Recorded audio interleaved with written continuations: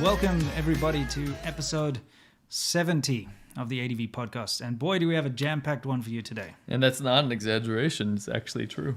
It's incredibly jam-packed. So we're just going to have to jump right into it, saunter right into it, whatever you say. And we're going to start out with what's new. So what's new is when we talk about what's new with regards to China. And there's quite a few of things that are new. Mm-hmm. Yeah. Mm-hmm. We're actually going to start on a bit of a somber note today. And we're going to be talking about a little bit of the aftermath of the floods. We're not going to get too much into the floods. We covered it last week. And there's still a lot unfolding at the moment. But one thing that has really been a little bit of an embarrassment, I think, for the CCP is this whole situation with the flowers outside of the Metro Line 5 in Zhengzhou. Mm-hmm.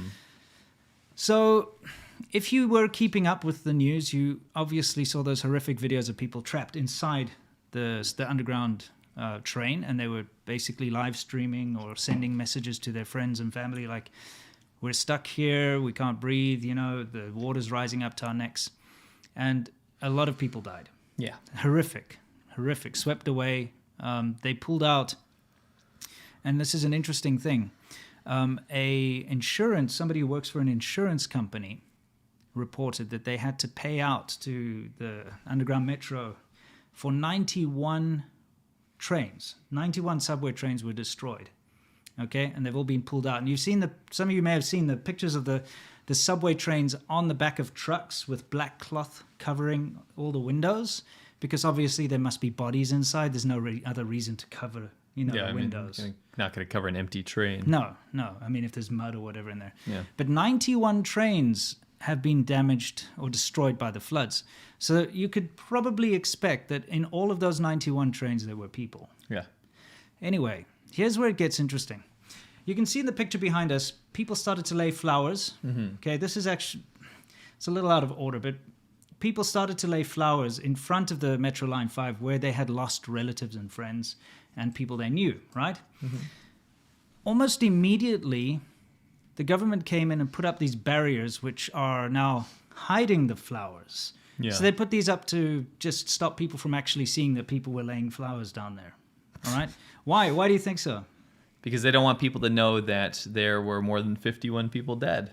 Well, remember, 51 is the entire. I was just about to say 61 now. Yeah, so 61. So the government said out of the entire floods, out of millions and millions of people affected, there were only 61 people dead. And if you guys have seen any of the flooding in central China, you know what the devastation looks like. But just in this tunnel alone, or in this area alone, there must have been much more than just the entire number. Yeah, right? well, I mean, they're claiming that only 16 people died in the subway floods. Only 16. Yeah. So immediately you can see there are more than 16 wreaths Yeah. laid down there, right? So they put up these barriers. And of course, the local people of China are just like everyone else. They got pissed off. Of course. Like, I'm trying to mourn my recently deceased family member. Yeah, so what you can see in this video behind us is you can see people started to put flowers outside of those barriers now, because now they couldn't put them in front, so they started to put them outside. So the local residents were like, screw this, and they tore the barrier down. Yeah. Okay? Because they're like, this is bullshit. So you can see them getting in there. As anyone would do. Absolutely. How dare you censor my flowers for my family that died? It's this whole idea of like nothing to see here. The Chinese government literally doesn't want people to look at flowers because they don't want people to be counted. How disgusting is that? Yeah. So anyway, they removed those barriers and they started to put a lot more flowers down. Now this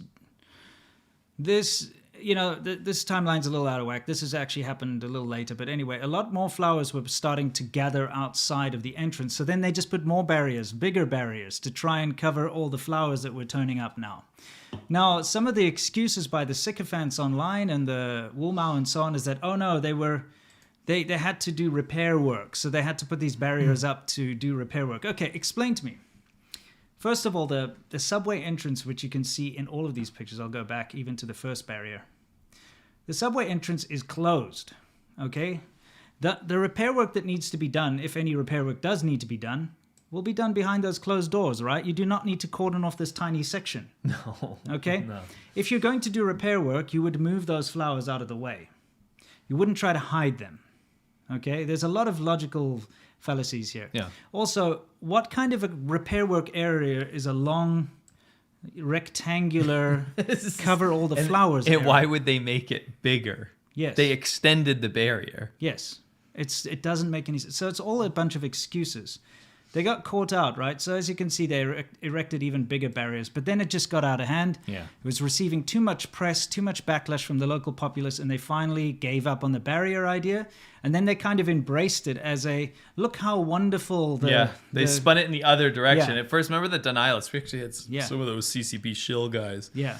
Some of those... those white guys that work for the Chinese government. The prostitutes of the CCP. The prostitutes of the CCP. They were like, that's not true at all. The numbers are transparent. Look at the rescue efforts, and they would show like a fireman or something. Sure. And then after the fact, they were like, oh, they didn't cover it up. They followed the construction theory. And then they're like, oh, look, they totally allow it. Yeah. See how nice the government is to allow people to mourn. Yeah. No, the government was basically forced to allow people to mourn. And that's how ridiculous it is. So it's reached that point now. And I would like everybody to take a look at these images. And these, hang on, where is it? There's another image straight after this. This aerial view, you can see the flowers laid out. That's more than 15 bunches of flowers. Yeah. You okay. think? Why would you go and put your wreath to honor the dead at the front of a subway station where you wouldn't put a wreath at the front of the subway station if your family member died in a tunnel or somewhere else. This is just for the subway station. Now, it's definitely, if we go all the way back to the beginning, if you look on the ground over there, okay, you see like chips and stuff. Yeah. And you see little offerings. Now, we've seen this a lot traveling around China. Remember in Conquering Southern China where we came across that horrific truck accident? And they had the little cups of baijiu, which they leave. And this is a very traditional thing. Yeah, it's a liquor. Very traditional when someone dies. You leave this at the scene of their death, or you leave it on their grave. It's kind of like an offering for the dead people to drink, alcohol, and they leave that food there is not someone's lunch that was just discarded. That is offerings for dead people. Yeah, actually, one of the super chats I just wanted to say was, sorry, it's related. So they said Black Halo 6 says, "Can you explain the chips and salsa at the memorial?" Exactly. That's not salsa. No, it's not. That's just. That looks like fruit. Usually fruit it's fruit or whatever, and it's food offerings. And if you actually look behind us, they've written in candles the date of the flood there, 720. Okay, so this is to honor the dead people that have died in the metro. So the reason the government has been trying so hard to cover it up in the beginning is they obviously didn't want people to know the extent. Because their official numbers, and by the way, they've released a lot of new laws that you are not allowed to report on the deaths, the number of deaths or casualties or anything like that. You must follow the official, numbers that they put out. And that's how it works in China. You can get arrested now, and we'll show you something a little later. You did put that in, didn't you, of the guy who got arrested? Did you forget? No, I have the notes here. Okay. Well, for instance, a guy put out a picture of his local train station, was it, that had been flooded. And he said, it's been flooded. He got arrested for rumor mongering and all that. And actually, it's true, though.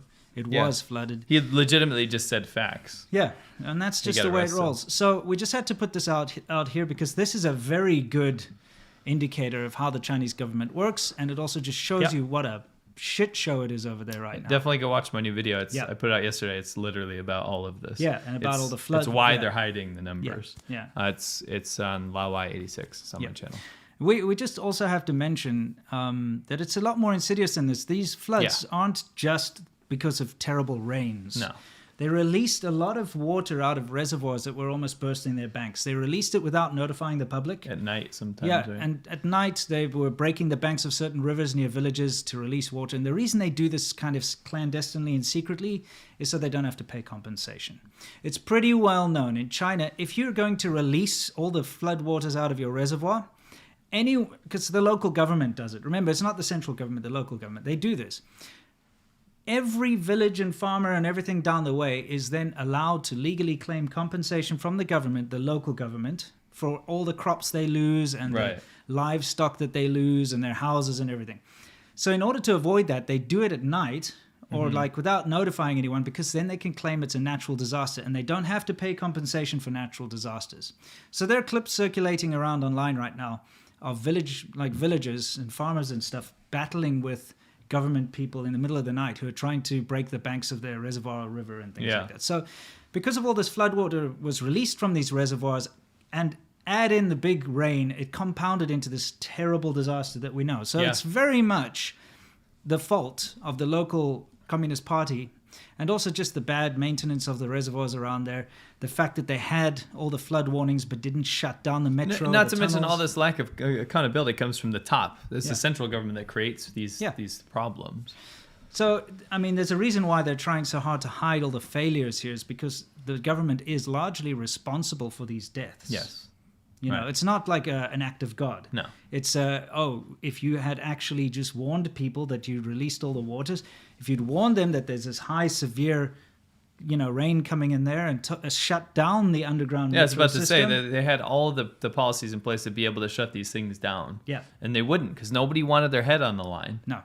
Right? If it was premature, the rain wasn't too bad or whatever, then that guy's screwed. Yeah. Right? That's how China works. Anyway, let's I'll explain these. So this is a good meme. This is actually going around on the Chinese internet, and this is rare because it's rare to see any sort of criticism of the government. This got shut down immediately, by the way. Sure. But this was going around on some of the Weibo's and stuff that I found, and there was they were showing the previous leadership of China and how they deal with floods. Now, I'm not saying any of these previous leaders of China did anything, but at least they had the optics out there to go look like they were doing something in the flooding. Yeah. So you have Jiang Zemin right there in the middle during his I'm not gonna say presidency, his dictatorship. More like Jiang Zemin. That means zombie. He looks like a zombie. In Chinese, Every time I make that joke, Chinese people never think that's funny. They're not offended. They're just they drag him out like a zombie whenever they have like a big Communist Party conference. Right. They drag this poor guy out. He literally looks like an undead skeleton, and they keep dragging him out. The poor guy. I know. You know when people talk about like they make like kind of nice remarks about previous dictators. I'll never do that because all of them are bad. Sure. But out of all of the Chinese dictators, Jiang Zemin is my favorite. Yeah. He's just hilarious. Yeah, he's a funny guy. He speaks English too. And he looks like a funny, weird cross between he's like a frog, horned toad and a frog. But he gets he used to get so worked up, and he used to go out there and then just make crazy speeches. He was always funny to watch. But anyway, the point is leadership. There's the premier, Li Keqiang, the people that go out there and show, hey, we're going to go out there in the floods. We're going to show that we're doing our part. And we're there with the people. As a leader, you should visit the site of a disaster. Like Merkel did the other day. She was in the middle of her state visit to the US. She cut it short and flew back to Germany in order to go and, assess the situation. Correct. Remember the great Emperor Xi Jinping? What was he doing during this time? So Xi Jinping was actually in Tibet. I think he was on like a 3-month thing, basically promoting the Chinese Communist Party control of Tibet. And the toilet revolution. Which is they're trying to build toilets because they're so ashamed of all the dirty toilets. The public toilets in China are horrific. I've done a video about it. I get a lot of shit for doing that, no pun intended. But it is the truth. It's a part of Chinese society that needs to be improved drastically. Public toilets are horrific.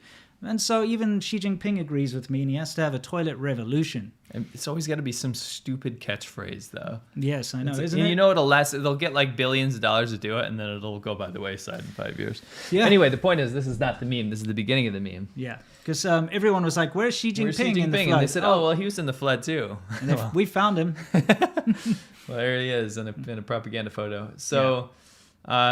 You know what they could have done? What? They could have done a riff off of that floating official meet. The floating officials, they could have done that. We could have made that. Someone could make that. Someone could definitely make that in the subreddit. You know how he tries to emulate Mao Zedong so much? They should have him like swimming in the floodwaters. Well, like a dead fish swim, that thing? One of those.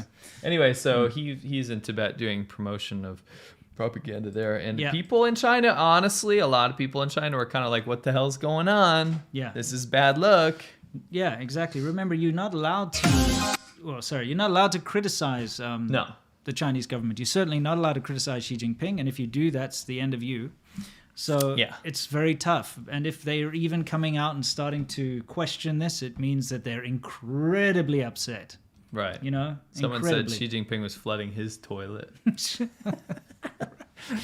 Okay, so a little update here. Now, we're going to do a huge TikTok thing at the end. In the Wumao corner. But I wanted to give you guys a fun little thing / a warning.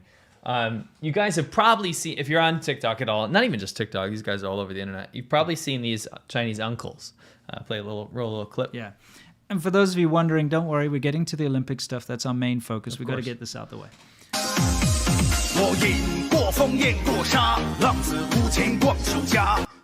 You guys might have seen these guys. They're like these Chinese uncles, and they obviously, like a production crew gets them to do stuff, right?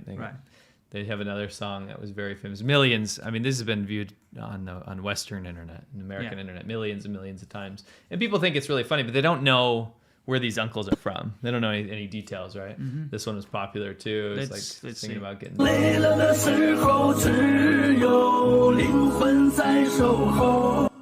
So what you'll notice is that in the top it says to find out where this is, click on the homepage link. So everyone's sharing around these clips and they're saying, hey, look at these uncles or whatever. They don't know that they're Chinese. So the most common question in the comments of these videos is, oh, where are these guys from? Yeah. You know, what country is this? And so what they do is they get millions and millions of views on these clips, and then we got to play this one. All right, sure. This is another one of these. It's just very random and bizarre. So what they do is they ask these old guys, what do you think of this picture, right? Right. Well, they say, like, what is this picture to you? And it's pop culture stuff that they would never know. Yeah. And I get the appeal. It's really funny. Let's watch it. The club isn't the best place to find a lover, so the bar is where I go. Me and my friends at the table doing shots, keep the bars and then we talk slow. This is the end of civilization. Come over and start up a conversation with just me, and trust me, I'll give it a chance. Now take my hand. I love it. So anyway, the point is, did you notice? So they'll get millions of views on these, and then sometimes they'll click the link to find out where this is from. They obviously use that as bait. Yeah. And you can see there's no link. It says for more country life, click on the link, and it's pointing below, but there's no link there, right? Yeah. The reason is they catch heat for it. Yeah. When the link goes up, and it will, if you follow this account or any of these accounts. Yeah, there are multiple. They do thirst trap ones too. Yeah. A lot of thirst trap ones of like hot Chinese girls. And they're like, find out more about me. Yeah, click the link. This link. It's actually like an IP grabber. Yeah. So it'll grab your IP and all your information that it can get from you. It's just malware. So it's basically malware, it's a malicious link that will steal your, all your information and stuff. Yeah. So they'll catch heat for it, and they'll get like community violations or something, right? But it's not enough to get taken down. Maybe they get 1 out of 3. Sure. And they remove the link, and then they'll go make a new one and put it up after they get another viral video. Mm-hmm. So just to let you know, there's a lot of these Chinese accounts that look innocent and fun. Like, I thought that video was hilarious. Yeah, it's fun. And I get why they're popular and stuff, but keep in mind a lot of them are phishing for stuff. So don't. I know I shouldn't have to tell you this. Don't click the links in the bio. Don't click random links. Right. Okay, on Chinese TikToks, or it's not a good idea. Right, but we'll be getting into much more malicious stuff later on. Yeah, I just wanted to give you guys an update about that. Okay, good. So this is unfortunate news. Yeah. For those of you who don't know, here in California, there's a place called Yermo, and they have this thing called the Liberty Sculpture Park. Okay. And that's where Chinese dissidents, the kind of people who survived the Tiananmen Square massacre, the people who fight for human rights, people that have been exiled from China. Chinese dissidents, yeah. Just Chinese dissidents. They have erected sculptures it's in the middle of the desert. We've been there. We've got an episode on our ADVChina of actually riding there and checking out. Yeah, if you guys want to see it, it's called China's Gonna Hate What We Found in the Desert. Yeah, China's Gonna Hate What We Found in the Desert, yeah. So they set up all these monuments. Now, recently they put up this monument here. Now, remember, I actually said on the show, I'm surprised that they haven't been vandalized by Chinese nationalists. So let's take a look here. They put up this new monument, and it says... Chen Wei-ming is the artist. Yeah.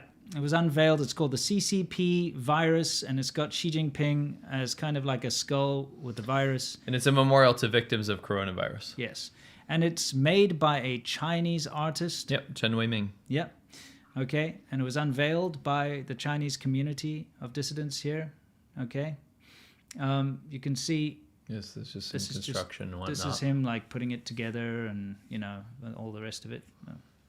It's fast forward. Anyway, you get So this is what happened to it. Okay, it got vandalized and set on fire and burnt down.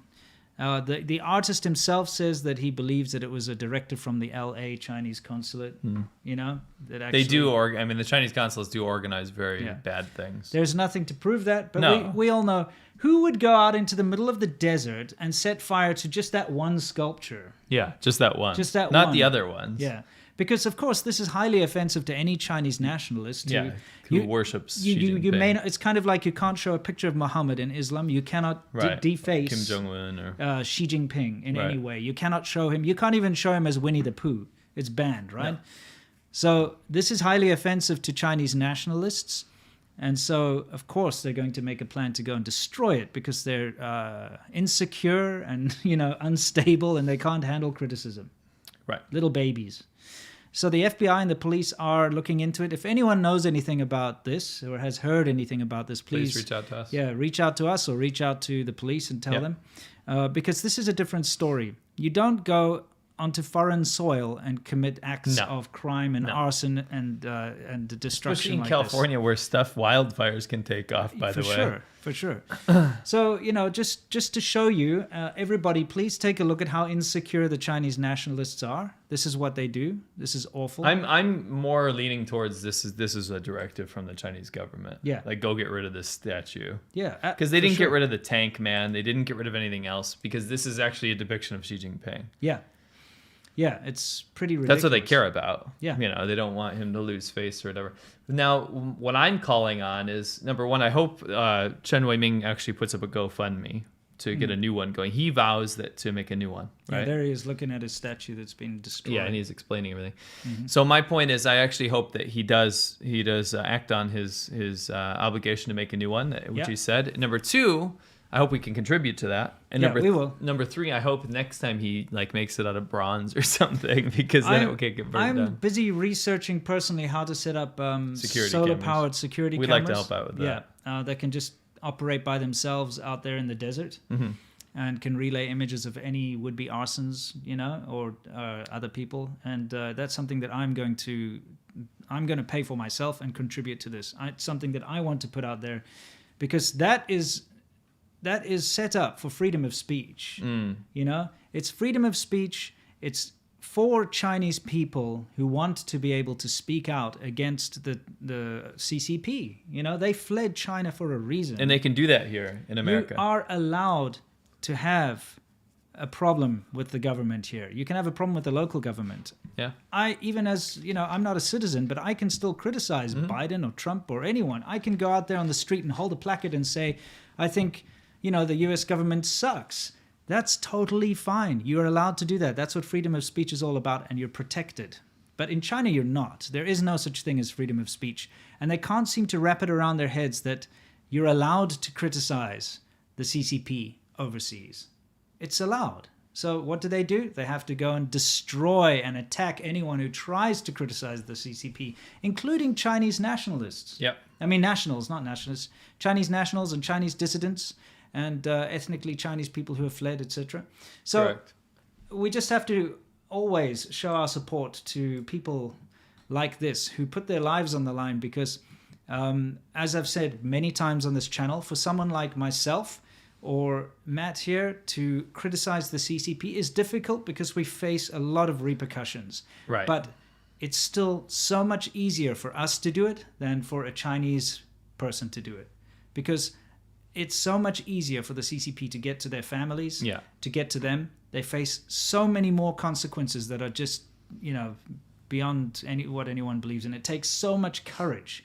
And that is why it is so important to support people like this and also to support things like the Liberty Sculpture Park out in Yermo. Mm-hmm. So, anyway, just putting that out there. It's pretty sad news, but at the same time, it's shining a spotlight on just how much the CCP has infiltrated other countries to the point where they can go out and destroy anyone who talks against the CCP, destroy their monuments, tear down Lenin walls that have been set up for the Hong Kong protesters, go there and silence university students on campus in Australia and in the USA, things like that. Yeah. You know what I mean? After we started talking about this, we've gotten a massive attack. Oh, yeah? By Wu Mao's trying to use inflammatory language to get the stream taken down. That's what they do. They try to use all this to... They're very upset about this. Of course they are. It shows you what priority is, though, because under past leadership, there were a lot of Chinese dissidents and stuff, obviously, and they suffered repercussions for what they did, but nothing like now under Xi Jinping's era, which we'll get into in Worldview, actually. Yeah. Yeah, they're going our chat is nuts right now. Can you just... We are. Okay, we're deleting but this these is people? You haven't seen. This is the 10th one. Wow. There's like an entire army going out right now. Good. Everybody, please look at this. This is the true face of Xi Jinping, the CCP virus. Look, it's got the communist hammer and sickle on the one side and a skull. Soak it's it half in. skull. It's about to get redone bigger and better. Absolutely. So you did this, guys. You did this. This is your fault, and now we're going to blast it out there even more, and we're going to contribute more. Yeah, I was going to say, I think pretty much anyone out there in the U.S. that's a freedom-loving person will get behind the second project from Chen Wei-ming. Yeah, absolutely. So we'll reach out and get his details. I'm already on top of it. It's just nothing's been put together yet. Hopefully something happens soon. Yeah, excellent. Okay, so now it's time for us to move on a little bit here. Okay, so we'll get past this. Okay. Thanks for the views, the Wumao attack army right now. Yeah. You're just driving up the ratio and the search feed. So is this going to be part of what's new as well, or are we going to... Yeah, okay. Might as well cover this. Because, the main segment's going to be about the Olympics, of course. But this is an unfortunate thing that's been happening to our channels now. The reason we're showing you this, guys, is not because we want to, say poor us, okay? No. But our videos this week and quite often have again been hit by YouTube not allowing us to monetize. All right, and it's very frustrating because when you cover something of importance in China, pretty much anything that is important right now is going to be slightly controversial. Yeah. But you follow the rules and you blur out, you censor, you cut anything that's disturbing, we remove anything that's bad from our videos when we talk about it. We don't show dead people, for instance. We don't show, acts of major violence or anything like that. We still struggle. We cannot get them monetized. It's really, really difficult. And it's reached a point where we really have to self-censor if we want to ever monetize. And it's getting to the point where I know it's very difficult to cope, but we do cope because of all of your support out there. Yeah, absolutely. I just wanted to say JMRS Desk, he said, check your ADVChina PayPal, F the CCP. He sent us $500 on PayPal. Wow. Yeah. Seriously? And he said he didn't want YouTube to skim off the top like the CCP. So thank you very much. Thank you. Appreciate that. And thank you to Dan Cacciatore. Seriously, thank you to everybody. Wow. Thank you to everybody who's generous, because we will use everything that we get you is going to go to further what we do. Yes. And we'll use it towards helping out with the monument and whatever else we need to do. Right. Anyway, if you look, skipped mine. No, I didn't. This is the first. Let's really? go back. Yeah. Oh, so. No, I'm not. Yeah. Go ahead. No, go ahead. I'm not skipping anything. I made it, so I thought I remembered. It's kind of it's very interesting the reasons they give us. Okay. Yeah. So your one was limited for violence, showing hurt, damage. Yeah. Well, I just want to say, so I put this up, and it was fine for a little bit. Mm-hmm. And then it gets demonetized. And the thing is, we went through with Winston and I, we combed through all the footage, and there was flood footage. Yes. But we got rid of every clip that had dead bodies. I didn't even censor it because there wasn't any. Yeah. There was no dead bodies, no suffering. I only showed clips of people getting rescued that were alive. Heroic stuff. Yeah, that were happy and alive. Mm. Yes, there were smashed cars and stuff, but there were no... I removed any clip that had anything bad in it, right? But that's not the big thing. It was manually reviewed. Yeah. And given the okay. And it was given the okay. That was what I was getting to. Yeah.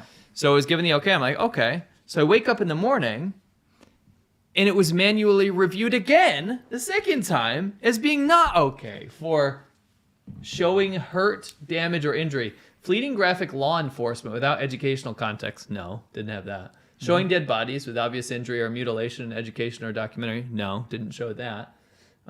Setting or display of non-gruesome dead bodies without educational intent. No. Edited video gameplay with some focus on graphic violence. Nope. Moderate violence that shows blood as a part of non-educational video. Nope. Raw footage of armed conflict without injuries. Nope. None of those things. I have none. Not even one of those things. And it was manually reviewed as having that. No, this is the thing is you edited it. Yes. And then re-uploaded it and was given the okay. Was given the green light. Yeah. This is now... Second time. You took like tons of clips out just to make sure. Just to make sure. And it was given the green light, and then you released it, and it had the green light for like half the day, and then suddenly, and remember, they only give you the green light after a manual review. So it was okay. Somebody was like, okay, this meets all the guidelines. And then halfway through the day, it was demonetized again. Yeah. And then said, no, it's not okay. With this. Well, yeah, exactly. So, obviously, what's happening again is the usual mass flagging and well, I don't want to do this pity me stuff. We'll pull up yours next, but I'll say my piece after you show yours. Well, topics that may be unsettling for users: content discussing, preventing controversial. So you issues. got unsettling. That was my selection. Yeah. And YouTube's selection was content which focuses on graphic depictions of or detailed descriptions of controversial issues. Content is either graphic or highly descriptive, with controversial issues being the central topic of the content. And I'm going to have to agree with him. I did describe some things in there. I made sure nothing was visible, but I described some things. But come on, like it's a here and there, because they kept changing it. I edited it many times, and well, you didn't put in the other ones I gave you, did you? But anyway, they put different reasons. The whole point is I wanted to show for the same thing. They kept putting different reasons. They said hurtful content, showing violence, showing whatever. There's a bunch of other stuff. That's controversial. What was the other one? I sent a couple. Yeah, this one, and then the one below it. You said the same thing. That's why I didn't put it in there. Oh, okay. Anyway, that's what you sent me. Okay, I messed up then. Anyway, we're going to move on. We've got to get into the Olympics, guys. But before we get into the whole why China cheats in the Olympics, let's answer a couple of super chats. Yes, let's do that. I'll go to the... Kale Hogg says, Silver Bullet Fund also just joined both your Patreon accounts. Keep up the great work. Thank you so much, mate. Blah blah 260 says, hi, we're making the same mistake with China as the Soviet Union. We're preparing for a war, not for its collapse. Could you share your thoughts on the end of the CCP regime and aftermath? I appreciate the donation, completely disagree with you.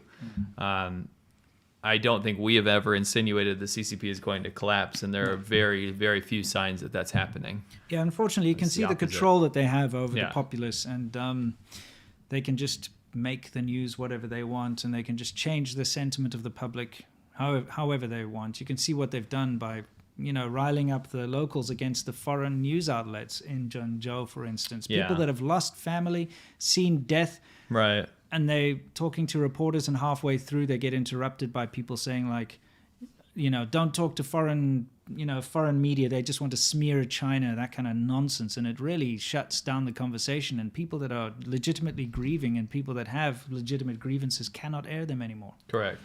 The English TED Talk says, extremely interesting videos on both channels. Thank you. Dan Cacciatore with another one says, hope this brings you two and your families a little luck. Thank you. Very generous. 88. We love the number. Yeah. Black Halo 6 said, we already read that one. PB, are you now fresh sea milk? What's with the obedient boy Lei Feng haircut? Lei Feng did not have this haircut. I need to wear one of those Russian fur hats. Just wore a hat.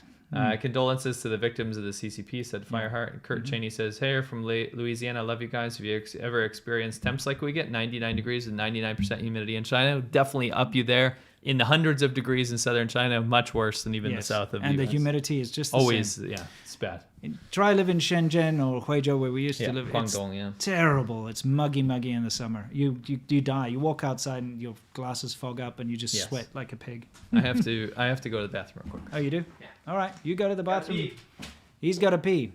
So while Sea Milk runs off to pee for some unknown reason, we're going to have to make it a running joke somehow.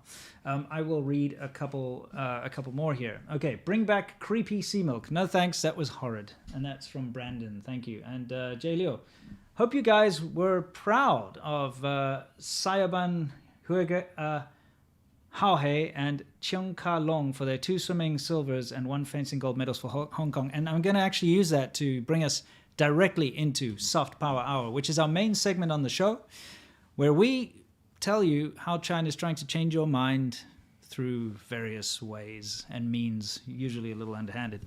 So the first thing I would like to show you guys in the background is this picture. This is a shopping mall in Hong Kong. Now, very recently, it's been almost impossible for people in Hong Kong to gather in numbers because of the national security law issues, but of course, coronavirus is another big issue. So people haven't been able to gather together. And because of the protests, the local government there, which is just the puppet of the CCP, have been terrified of large gatherings of people. And they've been arresting people for unorganized gatherings and things like that. If you've been keeping up with the news, you'll know. So this was the first time in a while that you've been able to have a big gathering of people all together. You're back? You're back? You're back? Okay, cool. So everyone's sitting here in the mall.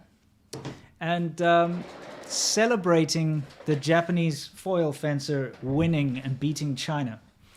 And this upset the hell out of the Chinese netizens. They can't believe, why would Hong Kong people celebrate Japan beating China? They are really, really not liking this. They really, really hate this because, you know, they firmly believe that the Hong Kong people should be celebrating China winning. Not just should be, like they've told their populace in China that Hong Kong people are now being converted to be more patriotic for China. Yeah. It's literally the opposite. They can't handle it. No. But now something unfortunate has happened during this incident. When they played the Chinese national anthem, people were booing. Like everyone. Yeah, people were booing and shouting things like, "We are Hongkongese," things like that, right? Yeah. And it resulted in one person being arrested. Yeah, let me read that. Hong Kong police said on Friday they had arrested a 40-year-old man for booing China's national anthem in a shopping mall after broadcasting live the city's first Olympic gold medal win in 25 years earlier this week. But now it gets worse than that because they, what was the part right at the end? I think right at the end. It says in a statement posted online, they arrested a person who held a Hong Kong British colonial flag and chanted slogans. They also fielded complaints that some people booed during the award ceremony when China's national anthem was played. Some shouted, "We are Hong Kong," and clapped, according to video clips. Yeah, but the whole thing is that they have now said... Yeah, there's a probe now. The entirety of all the things that he did add up to causing a disturbance and disrespecting the national anthem. That's the important part, because there's a law now that if you disrespect the national anthem in China, you face serious, serious charges, serious repercussions, go to jail, you know? And so this poor guy who is booing the Chinese national anthem, because obviously he's Hong Kongese and he doesn't want to be a part of mainland China, is now facing serious, serious charges. And they're going through the footage now. They're investigating the footage from the mall to try and see if they can arrest more people. And this is what Hong Kong has become, everybody. This is what happens when you allow the CCP to break its promises and implement its national security laws and things like that. So the people of Hong Kong are in dire straits. Not the ban. Not the ban. Okay, now we want to show you a little nice clip here. Okay, this is a table tennis athlete. Yes. Right. Her name is Mima Ito, and she is giving her homemade onigiri, which is kind of like a rice dumpling, to her Chinese athlete competitors, and it's very heartwarming and very nice moment to show that there should be professional friendship between countries. And props to all the athletes that work their asses off. I know as a swimmer, I know how hard it is and how much work you need to put in to be good at your sport. Absolutely. And so, you know, like, absolutely all of the Olympic athletes, Chinese, Japanese, doesn't matter who you are, the people that have legitimately won their medals, congratulations to all the hard work that you've put in to strive. To get that, you know, and you know, it's an unfortunate situation where you have the CCP really mucking it up for a lot of these people. Weaponizing nationalism. That's the problem, and we want to show you a little clip here, which is unfortunately the other side of things. Okay, here we have a little boy. You want to set this up? So in China, people are taught from a very young age to hate Japan because of what happened. And you know, like there's a lot of horrible things that Japan did. They did, indeed. Rape of Nanjing, all that kind of stuff. Anyway, fast forward to now, instead of using it as a historical reference and saying, look at how bad the past used to be and moving forward, you know, like kind of like Japan did after the U.S. bombed them. It's okay now. And the world did with Nazi Germany. And Nazi Germany, correct. You don't go up to a German person on the street and say, "You dirty Nazi, how dare you do that to the Jews," right? No. But that's what China does to Japanese people in Japan. So they teach their kids, and I don't blame this little boy, but they teach these little kids, they take them to these museums when they're 5, 6, 7 years old, and they make them look at dead bodies and rapes and all this kind of stuff and say, look, Japan did this. And they're like, we hate Japan, blah, blah, blah. They put on performances about killing Japanese people, all this kind of stuff. So anyway, this is kind of manifesting that hatred. And if anyone out there thinks we're talking... it's just a real... I used to teach kindergarten, okay? And in kindergarten, they'd put on plays of the little children killing Japanese people, like 4-year-old kids, okay? Not only would they do that, but the teachers, the teaching assistants, used to tell the kids in class, never trust Japanese people, they're all liars and cheats and all this kind of stuff. And this used to really upset me because I have a lot of Japanese friends, and I used to speak to them and say, have you ever met anyone from Japan? They'd be like, no. And you turn on the TV and all you see is this anti-Japanese, like War of the Resistance stuff. It's very openly, hatred is taught to young children in China. Hatred towards Japanese people. Of course, the Japanese did awful things, like you said, during World War II and during that whole period. Everybody knows, okay? And they ended up getting nuked in the end of the day, and they actually, kind of normalized, and everything's different now. It was a long time ago. Yeah. This is kind of normal what you're going to see here behind us, unfortunately. 为啥受不了那个日本人？ Yeah, Well, actually meant like 打过 means like beat us before, like hurt us before. Yeah. 但是共产党不是把小日本打跑了吗？ See that lie? Yeah. She tells the little kid, but hasn't the Communist Party driven the dwarfs, not dwarf, Xiaorubin, they say Xiaorubin, which means little Japanese, the little Japanese away. It's like a derogatory thing. Yeah. Which is not true. The Communist Party did not defeat the Japanese at all, not in the slightest. The Communist Party did very little. It was the Nationalist Party, in America. combination with America bombing Japan. Japan that ended the aggression of the Japanese in China. The Communist Party had nothing to do with it. Okay, but this is the narrative. This is what little children are being taught, and this is what society thinks. They think that Mao Zedong and the communists defeated Japan. Right. And that's the narrative the government's running with. They love that. Always. They love that. But they didn't. They did nothing. Right. Nearly nothing.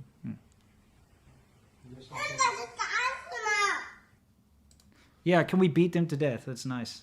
I mean, that's just so normal. When this clip was going around on the Chinese internet, a lot of people were saying, like, can we teach our kids better? The younger people, like our generation. Yeah. Now it was nice to see that on Weibo. The other people were saying this kid is so cute. Yeah, everyone's like, this kid's so great. Yeah, like look, blah, he's blah, blah. a real nationalist. But the problem is that this isn't shocking. This is like the most innocuous thing you'll ever see. It's so common. What kind of parent films their child being this racist and xenophobic and horrible and posts it online as a point of pride? Because it's that normal. Yeah, in exactly. China, you know that. Absolutely. I'm just being Right, devil's advocate here.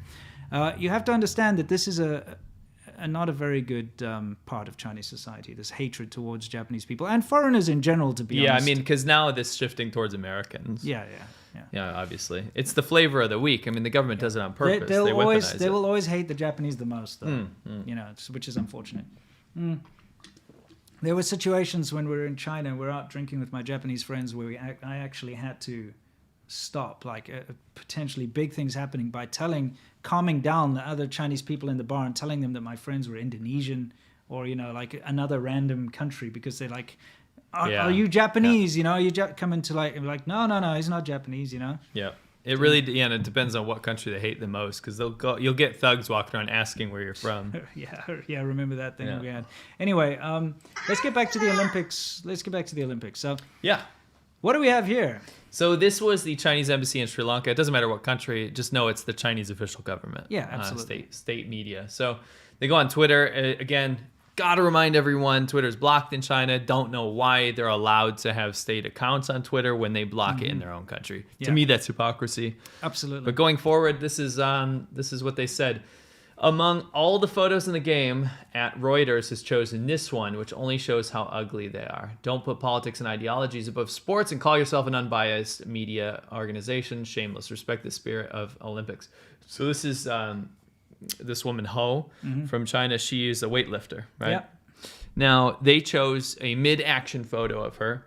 And China had to go and run to state media and say, how dare you, such an ugly photo. Look at you, just want everyone to think Chinese people are ugly. This is very common in the Olympics. We'll show you later. They actually use these kind of mid-action pictures. Yeah, this shows you the power of the sport. Yeah. Makes sense, right? No one's looking at that photo saying like, how disgusting, right? No, and it's the a article weightlifter. is literally saying China's Ho wins 49 kilogram weightlifting gold at Tokyo Olympics. It's like showing the win, right? Okay, but let's play devil's advocate. Let's say, okay, Reuters, you silly buggers, how dare you, such an ugly photo of this poor woman and making China look bad. Okay. Yeah, that's We'll fine. go with that logic.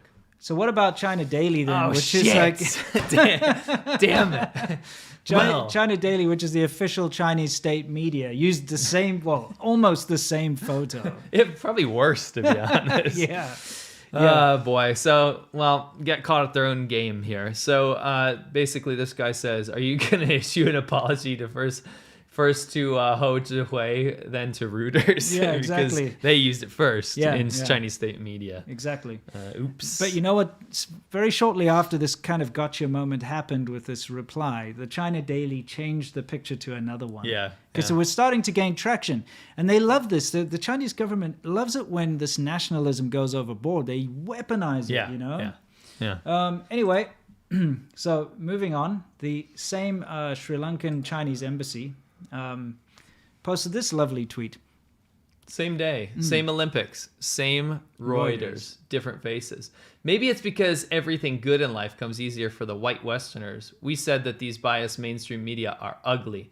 Never the athletes. They are beautiful no matter the colors or the nationalities. So that's a fairly racist thing to say. Yeah. Maybe it's because everything good in life comes easier for the white Westerners. What How is this? dare you? What is this absolute crap? That, you know, to be able to go and say something like that. I mean, The state media in China is saying this. Yeah. This is not a random netizen, guys. this is the Chinese embassy. Yeah, we wouldn't be posting a random netizen saying stuff like No. this.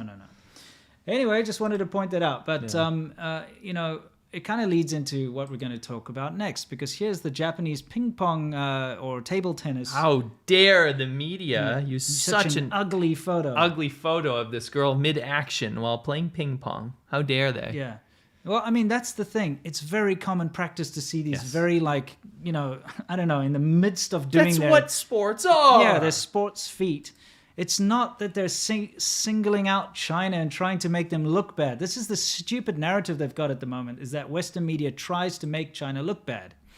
And, of course, this came as a huge upset. You know, China hasn't lost at table tennis since 2004. Yeah. In any of the table tennis competitions. They're amazing at it, yeah. And unfortunately, they lost to... Who do you think they lost to?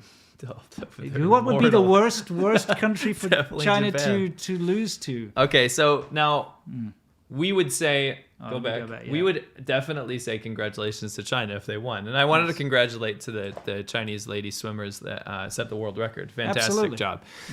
Separate politics from sports, unlike the CCP. Unlike the CCP. The reason we brought this up and we think this win for Japan is such a big deal is because Chinese state media...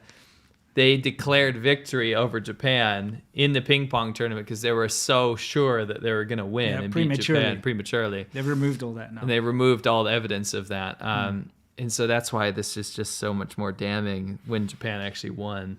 Yeah, now, of course. The accusations. What happens when Japan wins? First of all, it's not fair. It's not fair. They put out all the stuff that, like, the one Japanese player, like, blew the ball. And it was going around. I went on Chinese media. I went on WeChat. Yeah. A lot of WeChat moments were showing this blowing the ball picture. Like, he Yeah. blew the ball, and so it gave him an unfair advantage. The counterpoint to that would be what? What, like, It's the same it's ball. the same ball. It's how's it going to affect anyone? It's, you know, it's just like a... Let's just play devil's advocate and say he had magic breath. Okay, yeah. Blows on that ball, right? He didn't put like a timer on his magic breath. That magic breath is now encompassing the ball. So when they hit it back, certainly they get Here's the thing, though. There are rules because of COVID that you're not supposed to blow on the ball. It's a new thing. Okay, so there is a rule against it. Sure. I looked into this. But because it's such a habitual thing for it, table tennis people to blow on the ball, they were praising the Chinese athlete for not blowing on the ball, but just blowing on his hand instead. You know, it's like... Because you're not supposed to blow on the ball or wipe your forehead or something because of COVID. Yeah. But that doesn't actually change anything, because even if he was called out for blowing on the ball, all he would get is a yellow card. Yeah, it's not and that would not stop him from winning the game. He Correct. wouldn't have lost. No. It wouldn't have changed the outcome. Way. He wouldn't have changed the outcome. But they were running with that picture. Yeah, They loved that one. So, first of all the accusations of, they must have cheated and all this stuff. Then came the horrific social media attacks on the winners. You know, if you read any of the Instagram or Facebooks or anything, or any of the social media of these Japanese athletes who won, it is full of the worst, disgusting vitriol that you've ever seen in your life. Calling them all the swear words in the world. They have to die. Their family has to die. You know, Xiao Ruben Guides or this and that. You know, lots shame of the world. Yeah, all this terrible, terrible stuff. Which is disgusting. We saw this with Mac Horton, you know, the Australian swimmer years back. We'll get into the swimming thing too.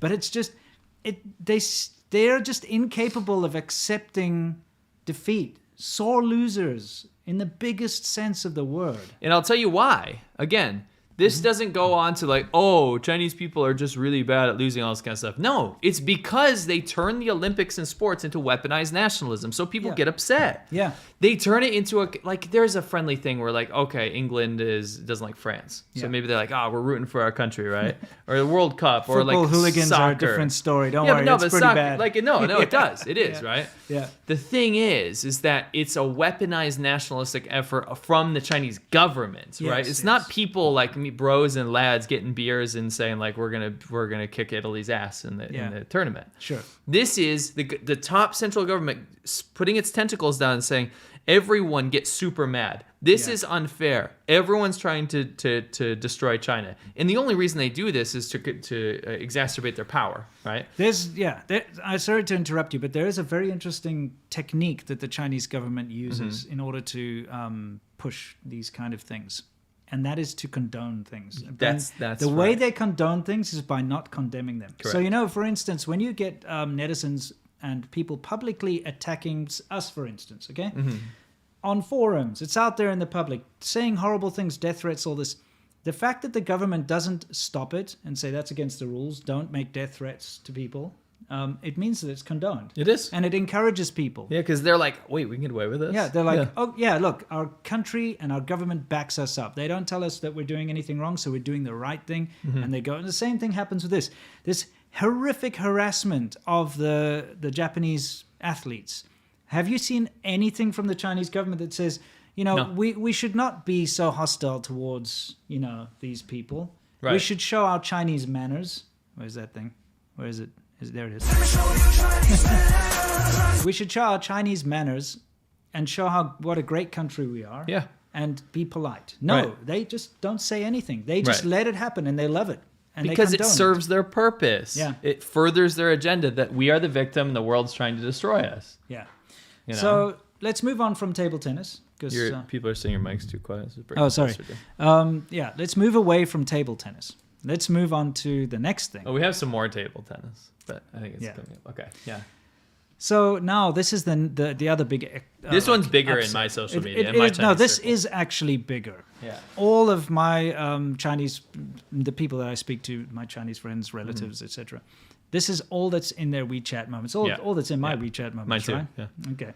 So we have these two athletes competing, of course, and they're very upset that the Japanese guy won. Why? Let's see.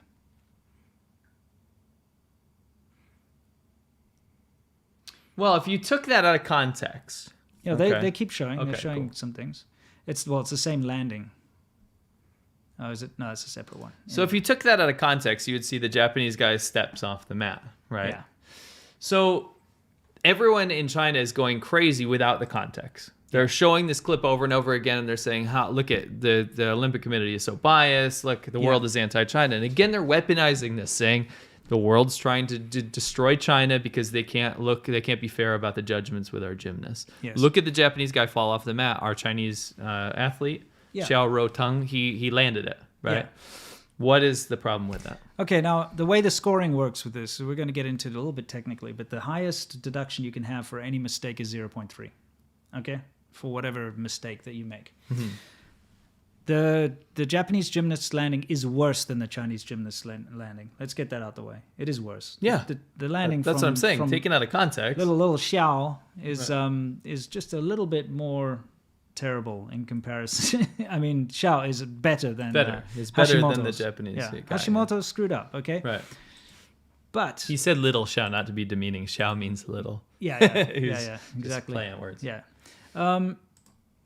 Before we get into the scoring, of course, immediately after the win, look at this disgusting. We're not even going to translate all this stuff because it's so horrible. But he, of course, got attacked by the Chinese netizens. Right. The sore losers. God bless you to eat shit. Ni masala, all the usual stuff that you get. Awful, awful, awful stuff. They put in like petitions to the whatever they call it, the FIG, which is the I don't know what is the FIG. It's like the International Federation for Gymnastics or whatever. It's basically the overseeing body of the competition. So here's their statement Okay, and I'll read it to you. It says, following numerous comments regarding the score obtained by Hashimoto Daiki on the vault in the men's all-round competition on 28th July, the International Gymnastics Federation, FIG, wants to confirm that the judging was fair and accurate for this exercise. The post-competition analyses carried out by the FIG have shown that the judges' panel applied the current code of points. The vault presented by Hashimoto Daiki, which is a kasamatsu stretched with 2/1 twists, was granted a difficulty score of 5.6 points, as stated in the code. Concerning the execution, the judges' panel deducted from the 10-point maximum 0.1 for legs slightly apart during the first flight phase, 0.1 for the body slightly bent, 0.1 for the legs slightly apart in the second flight phase, 0.1 for lack of preparation for landing, 0.1 for incomplete twists upon landing, 0.3 for the large right foot step on landing. Maximum deduction. In addition, a 0.1 penalty was applied for the right foot out of bounds. Therefore, the FIG can assess that the 14.7 score obtained by Hashimoto on his apparatus is correct in regards to the code of points, and so is the final ranking. Okay, sorry for all that long speech. But basically, they broke it down. They proved that exactly the points that were given to the Japanese gymnast were correct. Yeah. Now, the reason the Chinese gymnast lost is he forgot to salute the judges, which is part of the rules. Okay, and it shows maximum disrespect. He didn't salute the judges, so he got the maximum 0.3, deducted. And of course, all of his other usual deductions, and that's why he got a lower score. Of course, the rules. His coach immediately appealed and said it was unfair, but the appeal was rejected. I believe the Chinese gymnast also told the Japanese gymnast to stop attacking China or something. That was also floating around. Well, either way, bad if you look at poor old Hashimoto's Instagram, what's tagged there again is the most disgusting vitriol. He took it in stride. It was funny because I mean, there's not a whole lot of hate going around towards the Chinese side of things because a lot of them don't even have Western social media. Mm-hmm. So it's all domestic, right? It's this echo chamber within Weibo and stuff. But these guys use Western social media, I should say, global social media. That's not blocked. And Hashimoto, he went on Twitter and he said, like, I'm glad I got everyone like pumped up. I'm glad I got everyone so enthusiastic about this sport. It was pretty funny. Yeah, exactly. I liked his attitude. It's just absolutely disgusting, the behavior of the netizens. I wish they would realize that what they're doing is really just shooting themselves in the foot. We see this all the time. Their whole goal is to defend the honor of China. That's their whole thing. Like, they think that's what they're doing. But all they're doing is making China look awful, making China look like an uncivilized, disgusting country with no manners. What is that thing again? No manners, no politeness, and an inability to, engage with the rest of the world. Because all you ever see is this vitriol all the time. That's the problem. Is that for the people that don't do that, the people that have good manners, and they're embarrassing the good people of China. Yeah, it's bad because they're the most vocal people, and the problem is the government loves it. Yeah, and they encourage it. They condone it. Yeah. That's the issue. Yeah, exactly. So the outcome of this, as you can see, is really just vitriol, nonsense, and an inability for them to accept defeat. Now, next on the list of Olympic drama, obviously this is all about Olympic drama. Yeah, and cheating. Cheating's coming up. Yeah, cheating's coming. Next on the list, we have a map of China. As you can see, Taiwan is not on that map. The NBC broadcast this. And of course, if you ever want to piss off the Chinese government, show a map of China that doesn't include Taiwan. So there's a map of China. Oh, this will make them lose. Like the Chinese government will lose their mind. They released a statement saying that they'd hurt the emotions and the feelings of all 1.4 billion Chinese people because of this map. I asked a lot of my Chinese friends, and I can tell you what, they're not hurt. I'm pretty sure most of them don't give a shit about a tiny little graphic of a map in the corner of a thing. And while we're talking about this, we have to talk about that hilarious incident. Tencent is this massive company. They made WeChat. Huge, biggest technology company. I used to work for them, actually, surprisingly enough. Biggest company in China when it comes to internet and stuff. Now, they did the live streaming for the Olympic Games. Right. And you know, when the countries come in, they show it's like a parade, and you get like whatever. Brazil comes in and they flick around the thing, and they carry a flag and all that. It's very, very good. It's very ceremonial. It's really interesting. Now, when Taiwan came in, they cut the broadcast, okay? Because they can't show Taiwan. They're not allowed to show it. There's a lot of things you can't show in China. It's censored, right? So they cut the broadcast, and they showed some like Chinese comedy show clips or something while Taiwan came in. But they screwed up because China came in directly afterwards. Yeah. And they didn't come back to the broadcast in time, and they cut out the Chinese team entering. In China. In China. So they censored both Taiwan and China entering the Olympics. No one gets to see it. And I mean, that people were like posting that around the internet. Like one post got over 200 million views. Yeah. It was just talking about how ridiculous this was. They were so upset. They cut out. Now you've got imagine. The entire of China's watching this live. The whole country. That's how they don't. That's turn how on the that's TV. how authoritarian countries work. Yeah, you got to watch your country in these. So international they're all events. on their phones. They're all on their streaming on their whatever. They're watching it live and they're rooting for their country, and they don't get to see their country come in. It's like it's the dumbest thing. It's. I mean, it's so you know what? stupid. You know who loved it the most were all my Taiwanese friends, and then I saw some of the posts that were going around on Taiwanese forums. They were pissing themselves laughing. But it's hilarious because China forces the Olympic body to make Taiwan not a country. It's got to be called Chinese Taipei. Yeah. So that's already humiliating and like a huge slap in the face, right? Yeah. But I noticed that whenever people post about Chinese Taipei, they always say Taiwan. They correct it. But this time they got to see the entirety of the events, but China had to miss out on their own countries. I know. Isn't that the best thing? That's probably the most funniest thing that came out of this. Yeah. Anyway, so this map, which was broadcast by NBC, has created a huge political storm as usual, and like we demand an apology and reparations and all this kind of stuff. Whatever. You know, I hope that NBC doesn't back down and just lets them sit and swivel. We're actually going in the right direction with the whole Taiwan issue on terms of maps. The State Department actually just introduced a bill saying that U.S. government entities cannot use maps that include Taiwan as a part of China. That's correct. Which is just, it sounds minor because obviously it's actually big in terms of recognizing Taiwan. Yeah, absolutely. So we're on the right path. Yep. Taiwan is a country. It is. Just had to say that. Anyway, let's move on from this part over here. Poor China. Oh, yeah, you introduced it. So, again, this cannot be. I have to. The good part of my soul has to keep saying this is not like a smear thing against Chinese Olympics. The thing is, we cover China, and almost all of the bad behavior in the Olympics was from the Chinese side, and it's simply because the etiquette is just not taught by the government bodies in charge. It's more important that they win. The most important thing is that they win. Sure. You don't have to be polite about it. Now, there were a lot of polite Chinese athletes. Yes, there like we said, congratulations to the swimmers and to all the other gold medal holders who have earned their medals correctly. Now, that being said, yeah. This, on the other hand, was shocking even to me as someone that lived in China for 10 years, that this was on display in the Olympics on live TV. Okay. This is a badminton competition. Mm-hmm. And putting the bad in badminton. You know what I mean? So this woman that is on the Chinese team gets very excited after she keeps scoring points. And let's just roll the clip and I'll tell you what she says. Yeah, we'll try to tell you what she says.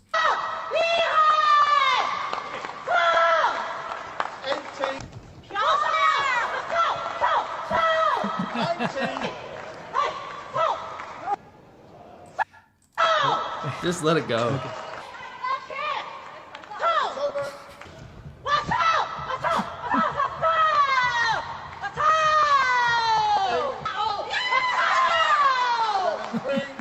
You can't make this up. It wasn't once. No. This is not a loop, right? No. This is not a loop, right? No, it's not. You sure? Yeah, sure. I'm so embarrassed on behalf of her. Yeah.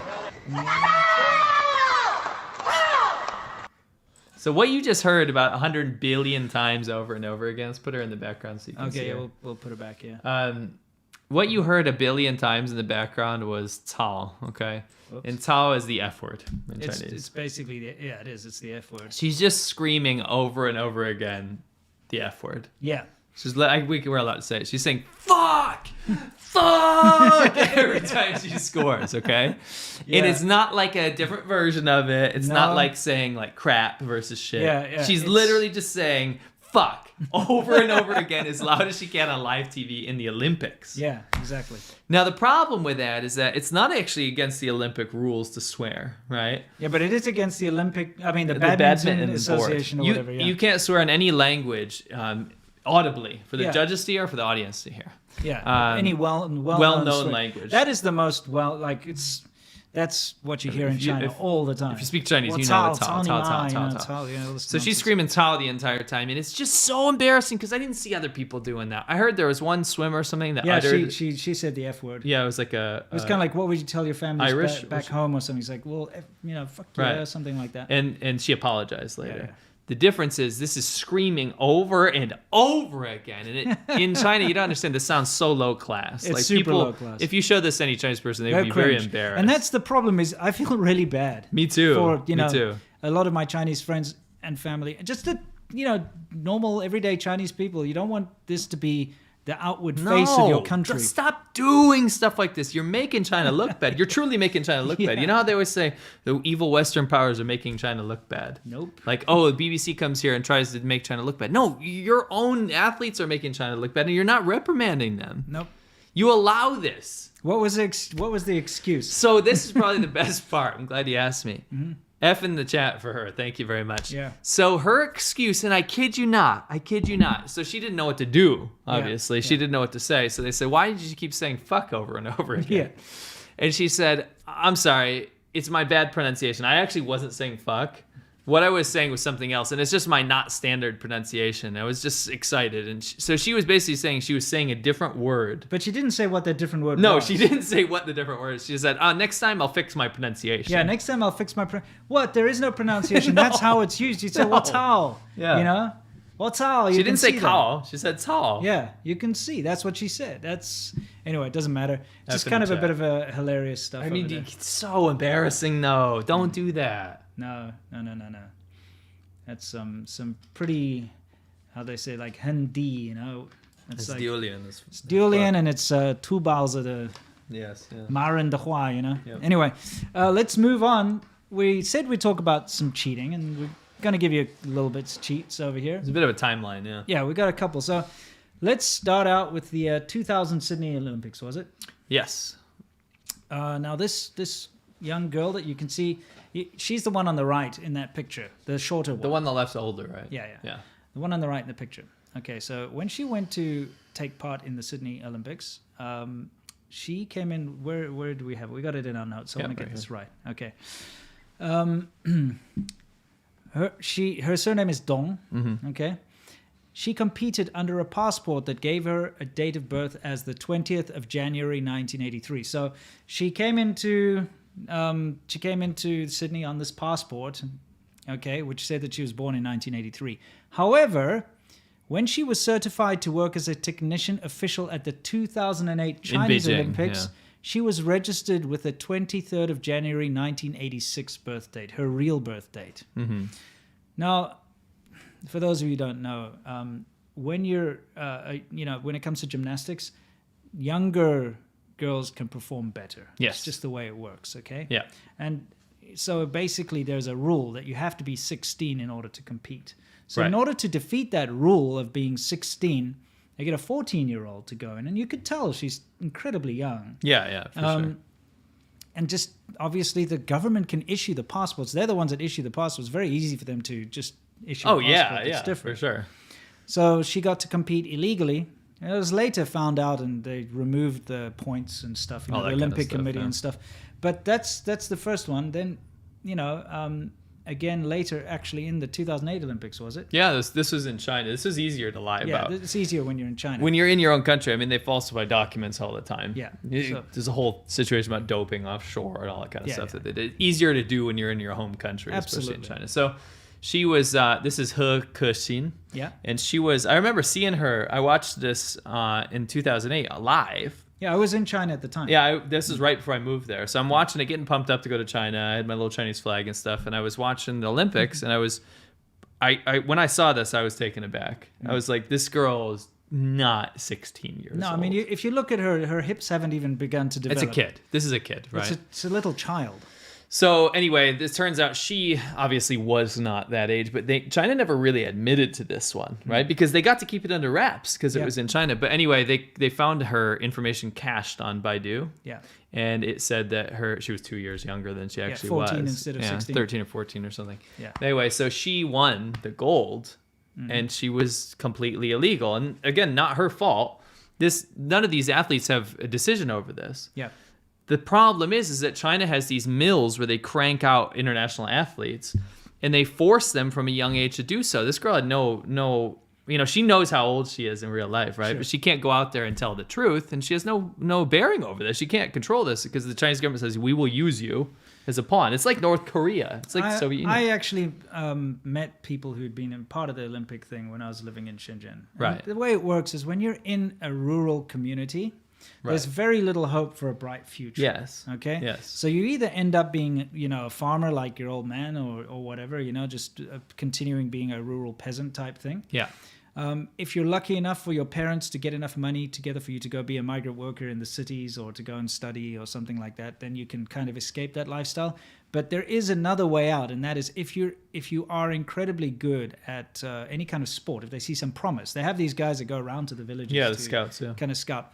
You can be taken into this kind of Olympics program that they have, and it's grueling. And you just go live there, and they You're train you every day, and you just train over and over in whatever sport it is that they think you're good at. And if you qualify, then you get to live a glamorous life.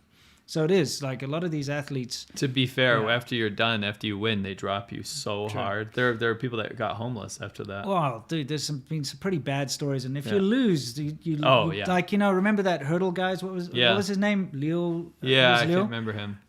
I remember that he was a big deal. He was like a superstar, and I remember seeing his pictures on all the promotions, and then he screwed up, and then he was suddenly public enemy number one. And everyone hated him. It's not a good thing. It's not good. Anyway, so obviously they cheat in this kind of way, and that the reason why China cheats is it's all about face. Right. Okay.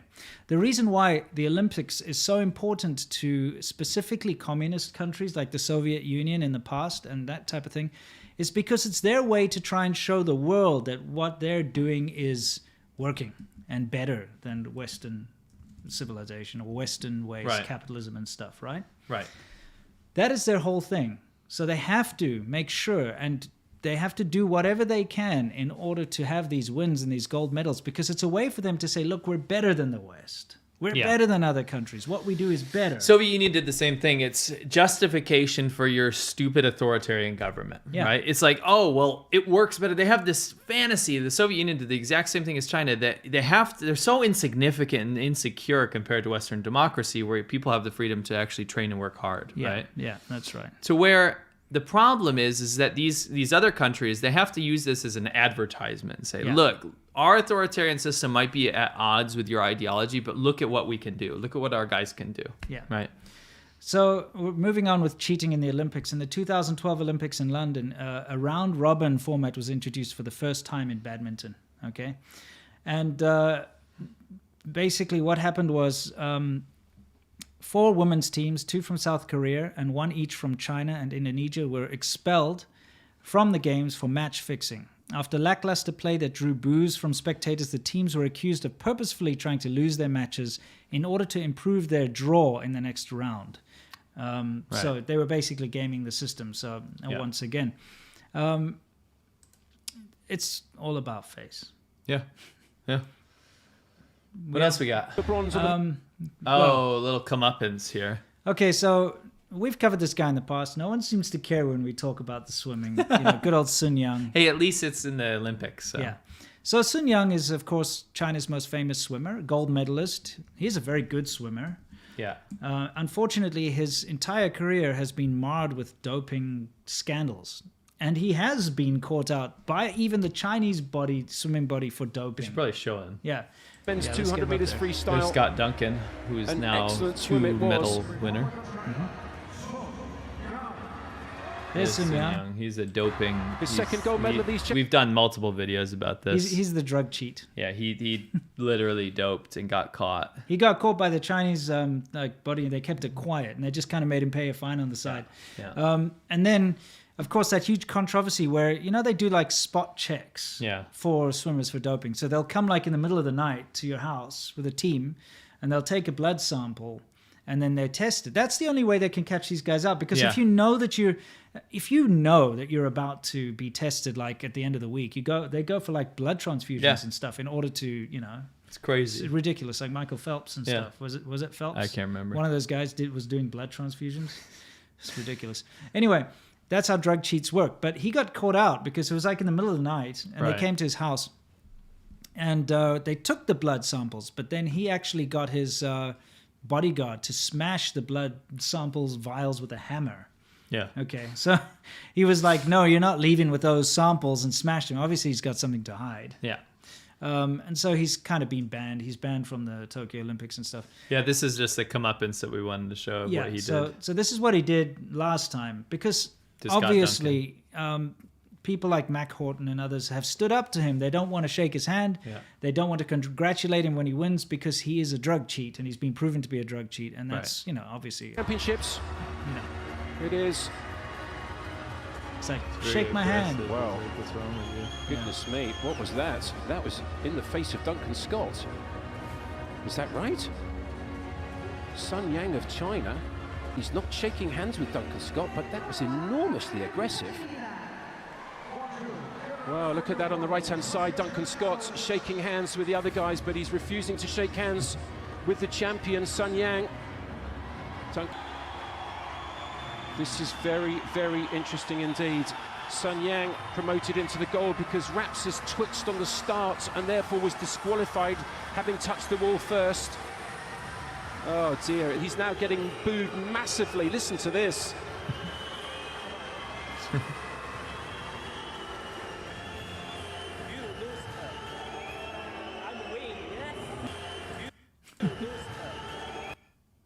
You loser, I'm win, yes? Anyway. So the whole point is Duncan Scott won now. Yeah. He went on to Olympic greatness while Sun Yang withered into the annals of history. Well, I mean, he will be allowed to swim again. Yeah. But in like 8 years or 6 years or something. Maybe after his prime. Yeah, I know. You should know all about swimming. I think it's a long time. You don't want to be out of the game that long. Yeah. So kind of in line with Olympic cheating. Let's move on to the what's called the military Olympics. So now the Chinese team got kicked out of the military World Games for extensive cheating. Now let me explain. Yeah.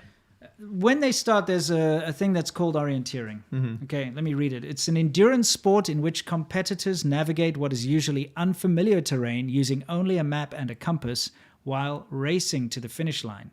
They must navigate a series of checkpoints en route. Okay? This happened in China, by the way. Mm-hmm. And what was going on was the Chinese, the women's team, military team, had secret paths laid out for them and landmarks, little marks to tell them where to go, okay? And they had like so-called spectators helping them out, like telling them what to do and where to go. And all the other teams like observed this and they complained, like, what's going on? Because the Chinese women's team, they took all the medals. Like, they just took everything. And they were like, hang on, this isn't right. And then after extensive investigating, the IOF said it was discovered and proven that Chinese runners received illegal assistance both by spectators and in the terrain, markings and small paths prepared for them and which only they were aware of. So they were caught out there as well. Got this just in, Michael Phelps never did anything. It wasn't Michael Phelps? Who was it? Ryan Locke. And he did infusions of IV vitamins, not blood transfusions. Who did the blood transfusion? Well, I'll look it up. Yeah. But we shouldn't shame Michael Phelps. No, of course. Wait, which, are you sure? Yeah. What did Michael Phelps do? I had a sports expert just reach out. Good. Well, again, I retract that if I was incorrect. What did Michael Phelps do? He smoked weed. Oh, is that what he did? Who cares? Yeah, that doesn't matter. Well, there was some kind of controversy. Yeah. Okay, yeah, there was one. Guillermo Bertola. Yeah. He received his transfusion of his mother's blood. Okay. Argentinian. I mean, yeah. There you go. So, okay, it does exist. It does. No, absolutely. Absolutely. Yeah. But it wasn't Michael Phelps. No, that's why I asked it as a sure. question. Was it him? Sure. Like, Well, now we have I didn't say now we it have a was him. correction. Okay, good stuff. All right, good. So there we go. Again, more in the line of cheating. And remember, it's all about face. If you remember the 2008 Olympics, in the opening ceremony, they had that little girl singing a song. You remember that, right? Yeah. Pretty little girl singing the song. And it turns out later that she was lip syncing. And that they actually had another girl singing the song, but she wasn't pretty enough. So they put like a little pretty girl to lip sync it instead. And that explains to you exactly how China works. Face culture. It's all about face. Yeah. That's just those two girls are actually friends now. Yeah. There's more. Okay. Hold on, before you say anything. All right. I want to pose to you guys. I'm going to check the chat, okay? Yeah. This is a live show. What team do you think this is? Yeah. Okay, just look at it for a couple seconds. What team do you think this is? Okay. I'll Yeah. let you stew on that for a second. We have Fu, Tong, Liao, and Yang. Yes. This is a team of athletes. One is not like the others. One might say. So, yep, letting that stew for a second. Okay. Now that you guys have had a chance, Winston, why don't you reveal to us what team this actually is? This is the 2019 women's, was it track and field team? Yes. Yeah, we wrote it down here exactly. This is this is not the Olympics, by the way. This was we did write it down. Where is it? Yeah, this is in Heilongjiang. Yeah, let's find. We got to make sure our facts are correct here. Let's see. I did send it to you. I can bring it up on my computer here. Sure. Was it this one? Yes. Okay. They are the 400-meter women's national track and field championships champions team in Daqing, Heilongjiang. So this was in 2019. Now, of course, the Chinese netizens are the ones who brought this up. They were like, "How is this the women's team?" Yeah. Most of the comments are saying things like, "These guys are more manly than me." Yeah, and these women are more manly than I am. Okay, and to be maybe fair, it's just a bad picture, right? well, maybe it's just about in my eyes. There's only one woman, and that's the one on the far left. On the left. Yeah. So Tong Liao and Yang are all men in my eyes. Sure. From first impressions, right? From first impressions. Okay. The hips don't lie, obviously, as they say. But now, if we go on, we can hear the interview, so maybe it'll clear things up. Yeah, for maybe us. it'll clear things up. Let's take a look at the interview here. Well, first of all, there's another picture. There's another photo, just in case it's a bad photo. Yeah, there's Tong and Liao. You can see the two of them flanking the woman in the middle. For the women's award here. Yes. Tong and Liao, yeah. Yeah, these guys incredibly feminine. See this little, yeah. 大家精力都好了。这个跑下来感觉还是有点，跑之前有点紧张，但是跑下来之后虽然很累， That's supposed to be a woman. 哎，达到， He's wearing a bra. 因为我们达到了之前我们。 Now, before you guys get all in a hubbub about like trans or whatever, that's not what we're on about here. You got to understand that in China, that's not a thing. That wouldn't be a thing in sports. They legitimately just used men on the female running team and then tried to pass it off. And the netizens are like, "Do you think we're stupid?" Yeah, They were like dying laughing. There's no way that's the women's running team. Yeah, no, nice Adam's apples. And, Yeah, nice try, guys. Yeah, You know, you can make them wear like the bikinis and the bras, but it doesn't change anything. With this is not the Olympics, but we wanted to show the extent that it gets to. Yeah, exactly. It's just too good. It's just too good, guys. Yeah. Too good. Awesome. I remember when that came out, I was dying. Yeah. So let's do Cool. some super chats. We'll do a couple super chats, and then we're going to move on to the Wumao corner, where we talk about hate and other interesting things like that. Brandon Gingy says, "Bring back creepy sea milk." Yeah, He's in my heart. Oh, sorry. Jay Leo says, Yeah, "I hope." read that one. Okay, you got to tell me where. Okay, from there. Bob XRP says, "Please stop being white superiors. I love Chinese people." Nice try, Wumao. Yeah, don't worry about it. We're not. We're just. I don't know what you call us. We're just people. We don't have a label. I don't believe in labels. Yeah. Hyperboxing, thank you for your hard work. You're doing fantastic. Reminder for Winston, don't forget to watch a trailer for Walk to Remember. Load it up. Well, you don't have to watch it, but make sure it's up. Okay. We'll watch it after this show, okay? All right. Thank you for holding us to task, because I watched your stupid painting one. Black Halo 6. That's right. It's not. I hate. Anyway, whatever. You enjoyed this one. I did not enjoy that My Left Foot thing. Yeah, I mean... It's like torture to me. Sure.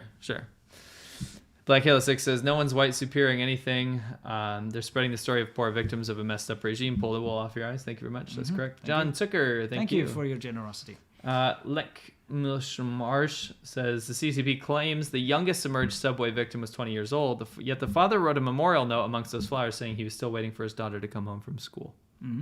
Patrick T says, greetings, I've been a huge fan for your show for a little over 3 years now. You guys rock. Have you ever seen a UFO before? We have not. No. We've seen alien fresh jerky, though. There's a UFO there. We have a video about that ridiculous like tourist trap stop, in the middle of the desert.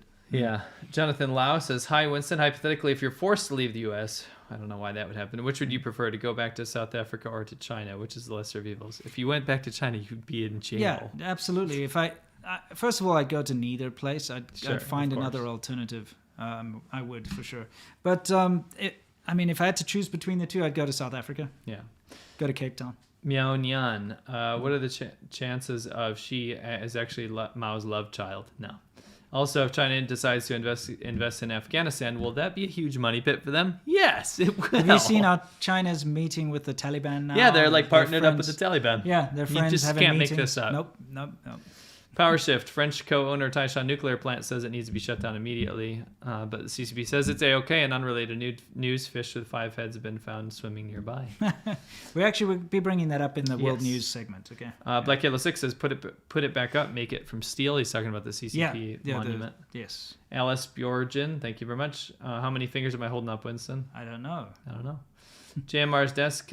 Thank you very much. We read yours. Love to Taiwan from Burpin Llama. Hi guys, there's Wu Mao in this chat. Yep, we saw that. Yeah, thank you for that. Thank you, Dan Ketchatori. Appreciate it. Jason K, thank you. Joshua Rhodes says, these gentlemen and artists are proper Americans in my eyes. Thanks, Winston and Seamilk. And they are. Chinese Americans are Americans. And Chinese dissidents are proper Americans because they actually are speaking out against oppression. Yeah. And sticking up for democracy. Thank you very much. Lou T, thank you. Installment payment for both of you. Keep up the good fight. PR35. Thank you. Sad that yours is being censored. Sorry, JPN says Disney and Blizzard, Activision are starting to suffer their own mandate of heaven with lawsuits and loss of profits. Do you think other companies will suffer same fates? Yes. Yes, absolutely. I mean, there's no winning end game to dealing with China. No, unfortunately, if you capitulate to their demands, you're going to lose your loyal, audience that you started out with. And even if you capitulate, if you make one mistake, even if you apologize on your hands and knees and kowtow, you've lost already. Correct. I'm going to rip through some of these because I don't want to get bogged down at the end. Love to Tibet and its people. Thank you very much, Burpin Llama. Hauntus Farmer says, that's all I can give, at least for now. Thank you very much. We appreciate it. Jason, we saw one of your tweets. We were cracking up. It was great. Thank you very much. Jason K, thank you. Mutaween464, hopefully we can make up for the lack of YouTube money. Thank you. Return to Orc Monkey says, upping my weekly donation in honor of the racist Wumaos in the chat. Cheers, boys. You. See, Wumaos, you're just making people donate more money to our cause. Yeah, these guys are ridiculous. Ikeban1, keep up the good work. Thank you. Tio Jula, thank you. BB Sun John. Could there be a Chinese nationalist employee inside of YouTube to screw you guys over? Potentially, but we're not gonna. Yeah, I think so. Like in the past, things have changed a bit. Yeah, definitely in the past, we've had suspicions of that kind of thing happening. Yeah. Case Closed 93. Winston, your recent stream, you gave opinions on Mandela and South African leaders. What do you think of de Klerk? Yeah, I don't have a strong opinion. He seemed like a fairly reasonable man for what he was. Okay. Walter White says, wow, the dead president's spamming the chat shows with you guys are spot on. Yep, exactly. Lots of Wumaos. Yeah. KM, have you noticed the Pinkies haven't targeted Lila Farley yet? They're cowards. Yeah.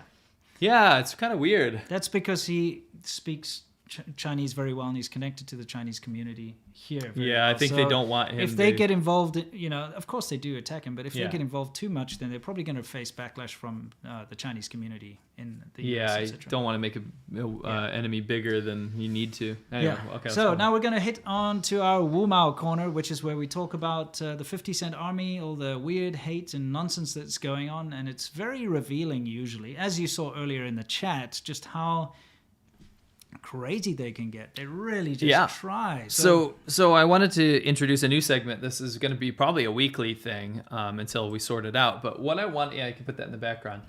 What I want to do is, I noticed a lot of you guys liked when we did the investigative journalism type stuff. Right. So I wanted to bring a little bit of that back in an experiment I'm doing. And I was going to do it on my channel, but I'll do it on here because I figured it's good to update everyone. Sure.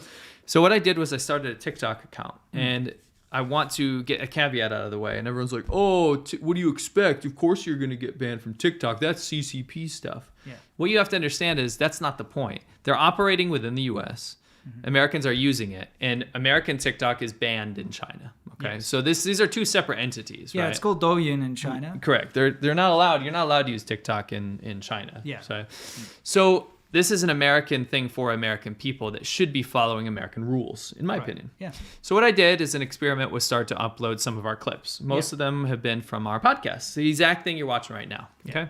So as you notice, the top 3 videos here, 2 of them have been community guidelines violations in that they've been removed. First, let's go into those clips. So just play this. Okay. This is from our show. We're getting there. Oh, we're getting there. Give us a second. It's coming. Any day now. China, you gotta stop. So this Can you stop? You can play it. You can play it. Please, for the love of all that is holy. Dear Mao himself is crying in his grave. Well, actually, it looks like a piece of jerky. But anyway, I'm very upset because China keeps using literally state-sponsored rappers. I'm talking about straight-up commies to rap about their government programs and government principles. The CCP is literally the most cringe organization I've ever seen in my life. Now, me, myself, I have a very difficult relationship with rap in China. I dabbled in rap a little bit myself, especially when I lived up north in Inner Mongolia province. So I'm no stranger to the whole rap ordeal in China. First they ban it, then they bring it back, and now they're using it to their advantage. The funny thing is that every time that my buddy Winston and I make fun of these CCP communist raps, they seem to be too embarrassed and then they unlist them. They literally take the videos down. And this keeps happening. Every time we put them on blast, they take it down. And that's actually what happened with my friend here, Cardi C. As she raps about cotton. Make it better. I see dry like the sunshine made of cotton. This workload school, people all in all I'll never let this bottom. go. Used to job straight, and their fatty money made years like now I know how people just like to hate. We don't have to watch Little Cotton. So Yeah. this is what happened. So I put this up, right? Yeah. Do you find anything offensive in that? No, I mean, you're just doing your usual thing. Yeah, it's just talking Our about usual thing. We talk about how ridiculous the rap is, yeah. it's life, right? Yeah. Didn't say anything bad about Chinese rap. Actually, I'm a fan of Chinese rap. Talking about Chinese communist rap and how cringe it is. I think that's a very normal opinion to have, and I think our audience would agree. They love it. Now, this was removed, and let me tell you why. It was removed for hate speech. Yeah. We do not tolerate the content that attacks or incites violence against an individual or group of individuals on basis of protected attributes. That's very weird jargon. Are rappers protected individuals now? Yes, especially CCP work. Yeah, CCP like employees. government Right. rappers. Yeah, okay. We do not allow content that includes hate speech. We remove it from our platform. We also suspend our ban accounts that have multiple hate speech violations, okay? So that was removed for hate speech. Now, the problem with that is that it must have different, let's just chalk it up to different community guidelines. Let's say you can't say anything against someone that isn't a white person. Let's say you just can't say anything against Asians or something. Let's just chalk it up to that, right? Yeah, okay. Now, the next one is much more troubling. Yeah. So what Play is the this next clip. one? Okay. Eyes up. Now, this is a question I get constantly. I said, why don't Chinese people Why don't rise Chinese up? people rise up and fight the oppressive government that restricts their most basic freedoms? I mean, we would do that, right? Well, to answer that, let's just make sure that you know who we're actually talking about here. We're talking about the Chinese government.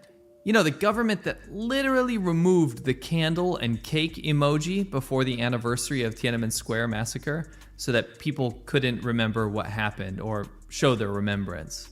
Keep it up, CCP. You're only fueling the anger of countless Chinese dissidents here in the USA who are building monuments in your honor. It's not even legal to talk about it in China. You know, Tiananmen Square. Okay, just pause it there. So this goes on. It's a video about Tiananmen Square. Yeah. And it's about uprisings that happen in China. Because the question that I always get is, why don't Chinese people rise up? So I clipped this out and I put it on TikTok, right? This was removed. And this is the really troubling one. Illegal activities and regulated goods. We prohibit the trade, sale, promotion, and use of certain regulated goods, as well as the, so we're talking about drugs, right? Yeah, yeah. As well as the depiction and promotion of criminal activities. To protesting? Yeah. Some content may be removed if it relates to activities or goods that are illegal or regulated in the majority of the region or world, even if the activities or goods in question are legal in the jurisdiction of posting. We allow exceptions for content that provides value to the public, such as educational, scientific, artistic, or newsworthy content. So a video about Tiananmen Square protesters and Chinese democracy was removed for illegal activities and unregulated goods. Yeah.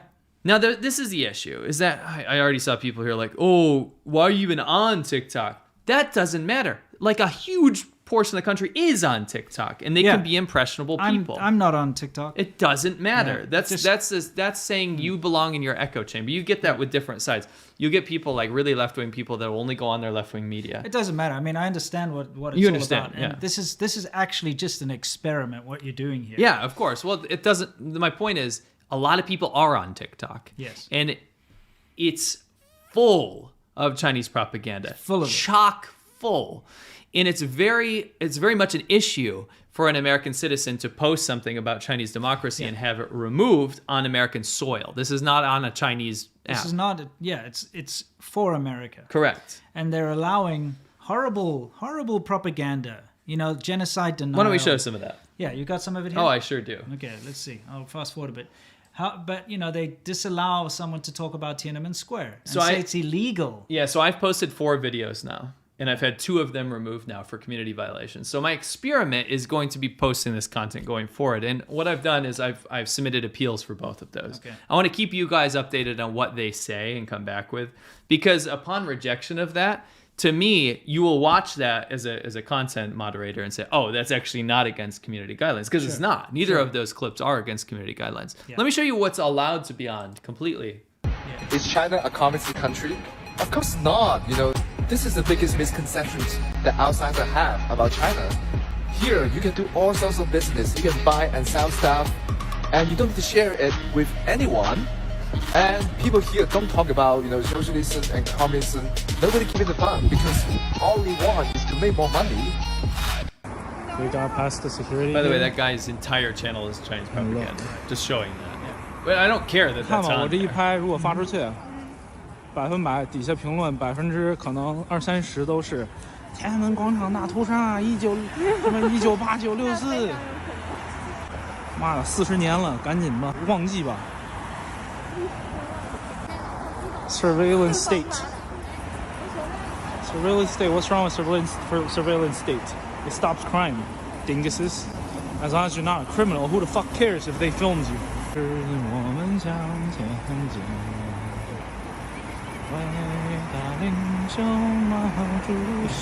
He's like, yeah, that's the worst. How do I remember all the words? It's been like 20 years before I sang this song.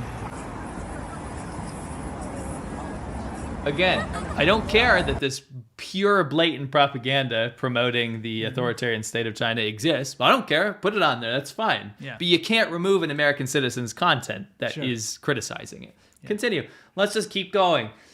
Literally thousands, potentially millions of videos on American TikTok promoting. This one on the right is literally about how coronavirus started outside of China. Yeah. And it goes to prove that. Yeah. We have a CCP shill in the middle there, and then we have like just celebrations of all these Chinese Communist Party stuff. If you keep going forward, it goes on and on. I mean, like, this is just in preparation for the show. I spent about 5 minutes just looking around. Yeah. You can get into a trap here where you just get fed nothing but CCP propaganda again and again and again and again.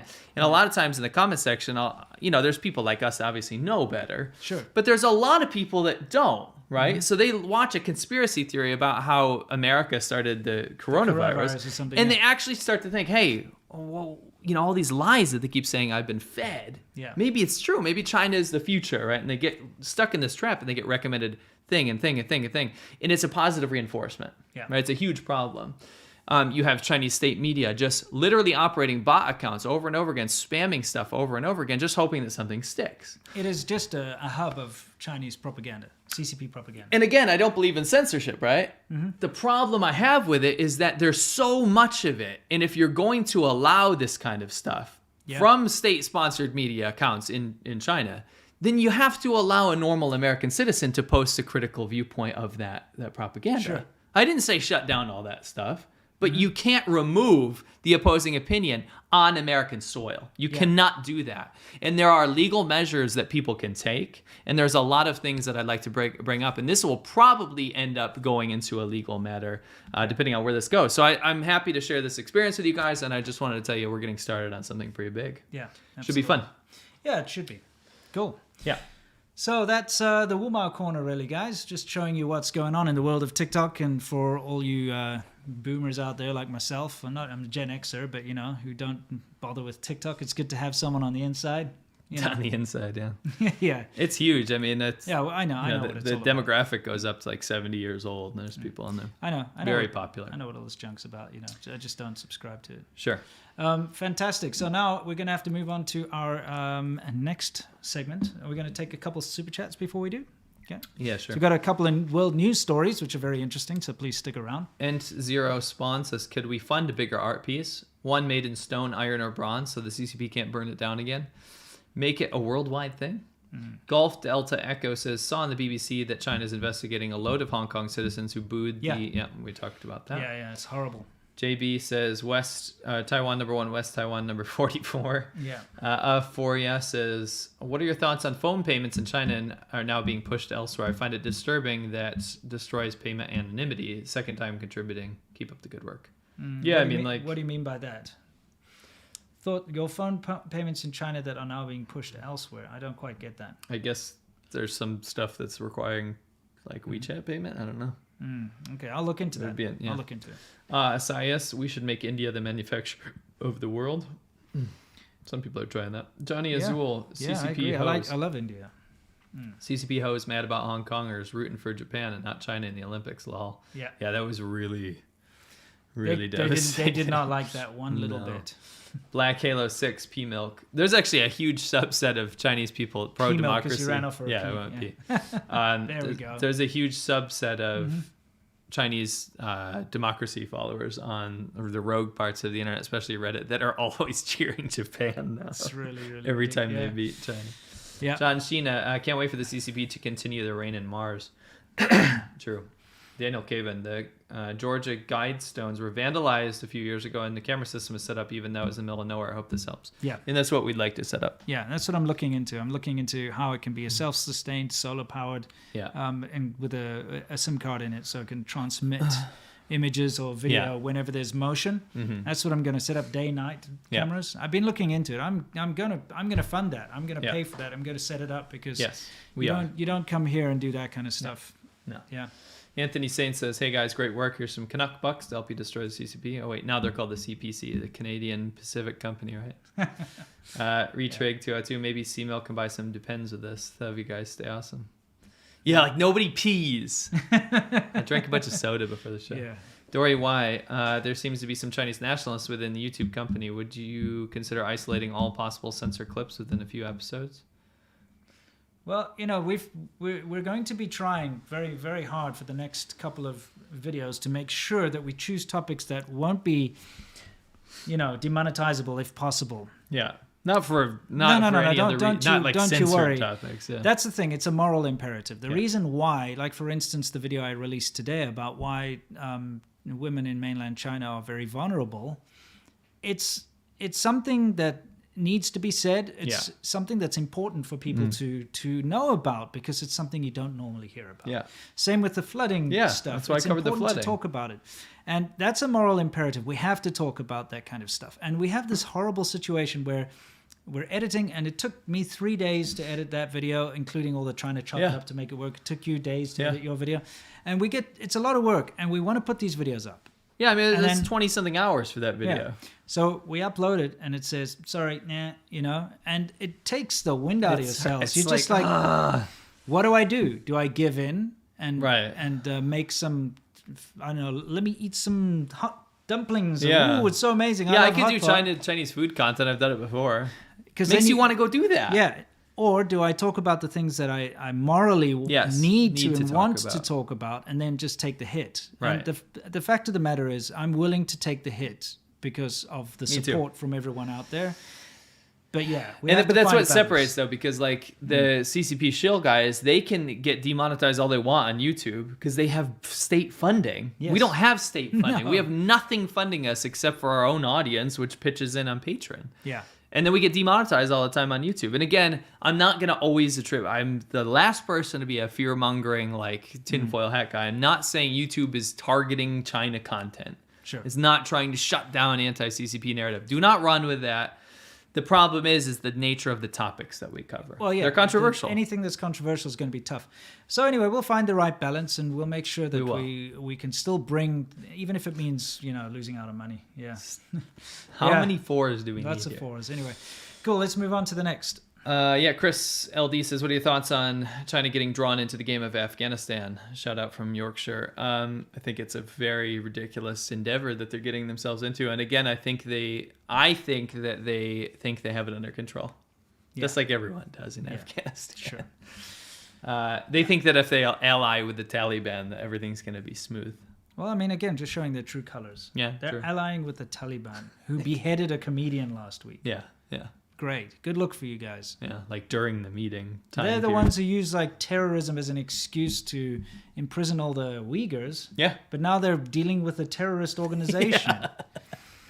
Anyway, we'll answer the rest of the end. Let's move on to our next segment, which is Worldview, everyone, where we talk about what's happening in the world with regards to China. And it's kind of like our What's New segment, but a little different.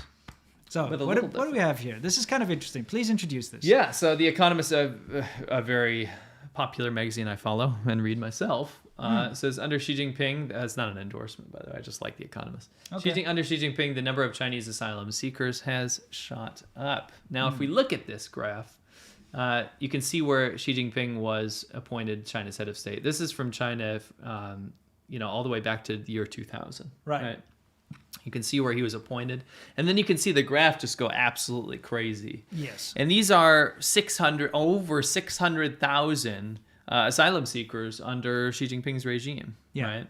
Why would that have gone up so drastically if, in fact, Xi Jinping's China is the utopia that they promote it to be? Yeah. Right? That's the real question. That's a lot of people, 600,000. That's a lot. It's a lot of people seeking asylum. Never mind just the normal, legal immigrants, because... that's just asylum. Yeah, this is just asylum seekers. And from China. Why has it jumped drastically under Xi Jinping's lead if, everyone says it's so great? Yeah, I mean, according to the CCP shills, life is just improving every single day. And there is no reason, and actually a huge talking point amongst the CCP sycophants is that less people are leaving China because they're realizing how awesome it is. Yeah. They're deciding to stay put. Previously, they would buy into the American lie, or they call the American dream the American lie. They would buy into that, but now they know that they don't need that because the Chinese dream is what's important. Well, the data disagrees with you. Yes. Deeply. Absolutely. So what possible reasoning would you have? What was the argument that was posed to us when we tweeted this out? Well, they said that's because Obama allowed the 10-year tourist visas. Yeah. So they said it gives people more chance to apply for asylum. But that's not true because a tourist visa to the States doesn't mean you get to stay in America for 10 years. It means that during a 10-year period, you're allowed to come and go for tourist trips. But it's limited. I think the maximum you can extend it to is 6 months at any given time. And you need to have a good reason for that. And then you can't just go out and come back in. No. You have to be out of the country then for another 6 months or more before you could come in for another trip, because what kind of a tourist stays for more than 6 months, So the rules are there. So that was their excuse. I know the real reason is, number one, that he first of all started to clamp down on, corrupt officials and so on. So you're going to have a lot of people who are like, holy crap, I got to get out of here. You know what I mean? And they fled and did the asylum seeking thing. You have religious You have the religious persecution, obviously, people that ran away. And, of course, just people in general who don't want to be living under that kind of government. I mean, the stats even follow the line of thought that the foreigners, since we left, I think it was actually since 2017, 150,000 foreigners have left China. Yeah. People flee when the situation gets worse. Yes. The situation in China, don't ever buy into the propaganda. The only thing you're seeing is an increase in propaganda. Yes. The situation in China has deteriorated in so many aspects. Well, look, having spent 14 years in China, I met a lot of expats, okay? And a lot of people that had been there long term, people with business interests, they'd started companies, people with their families that had their kids there and all that kind of thing. All of the people that had been there long term, that had invested so much time and effort into China, have left. Everyone. The only people that are left are these scum. Like, in general. Not all Not foreigners. blanketing I'm everyone. saying People we knew. Yeah, the kind of guys that are just there for the If life you're in of China, the we're party. not calling you scum. No, the people that are there for the life of the party, the kind of people that are just living week to week, doing some kind of English teaching job, getting drunk all the time, messing around. Those are the kind of people that you see. There are, of course, a couple of people that are tankies, people that love communism and all that kind of stuff that have really latched on. Or, of course, the getting paid by the CCP, state. the CCP shills who their job now is to do propaganda for the Chinese government. But very few decent people that have spent in a decent amount of time and invested enough time in China are left. Very, very few. Yeah. Yeah. So just out of our own experience of people that we know. Right. You know what I mean? Yeah. So the numbers don't lie. No. And They don't like hips. Yeah, exactly. You can just look at this and say, well, if China's so great, why are more and more people applying for asylum? 2010, I will agree, 2010 was a good year. Yeah. In China. I mean, that was the dip. I honestly thought that I would be living the rest of my life in China at that point. Me too.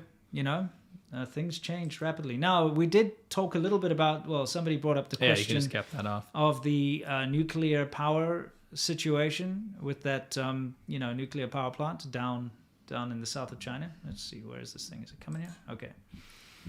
Oh, use Global Times. Yeah, I'm going to use their own state media because their own state media actually just confirms. Then it's coming straight from the horse's mouth. Right. Now, what the Global Times said was Chinese nuclear giant CGN, so similar to CGTN, isn't it? It is. Shut down its Taishan #1 reactor, the world's first EPR, third-gen technology reactor, to examine fuel rod damages, the company said on Friday. Now, I remember about a month ago, I made a video about what was going on there. There was a leak of noble gases and whatnot. So you can watch the video. And, of course, it's something that's apparently quite common in this design to happen, etc., etc. But there were damaged fuel rods, and it was confirmed. Now, the French company Framatome, who, they helped set this up, and they also monitor it and all of that kind of stuff.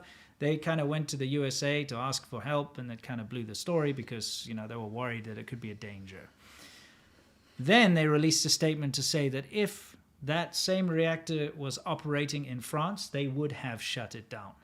They would have. They would not have allowed it to continue running. Like, the Chinese authorities were just keeping it going. So after that, they finally decided, okay, we're going to shut it down and look at the damaged fuel rods. But only after all this international attention. And that's why it's good.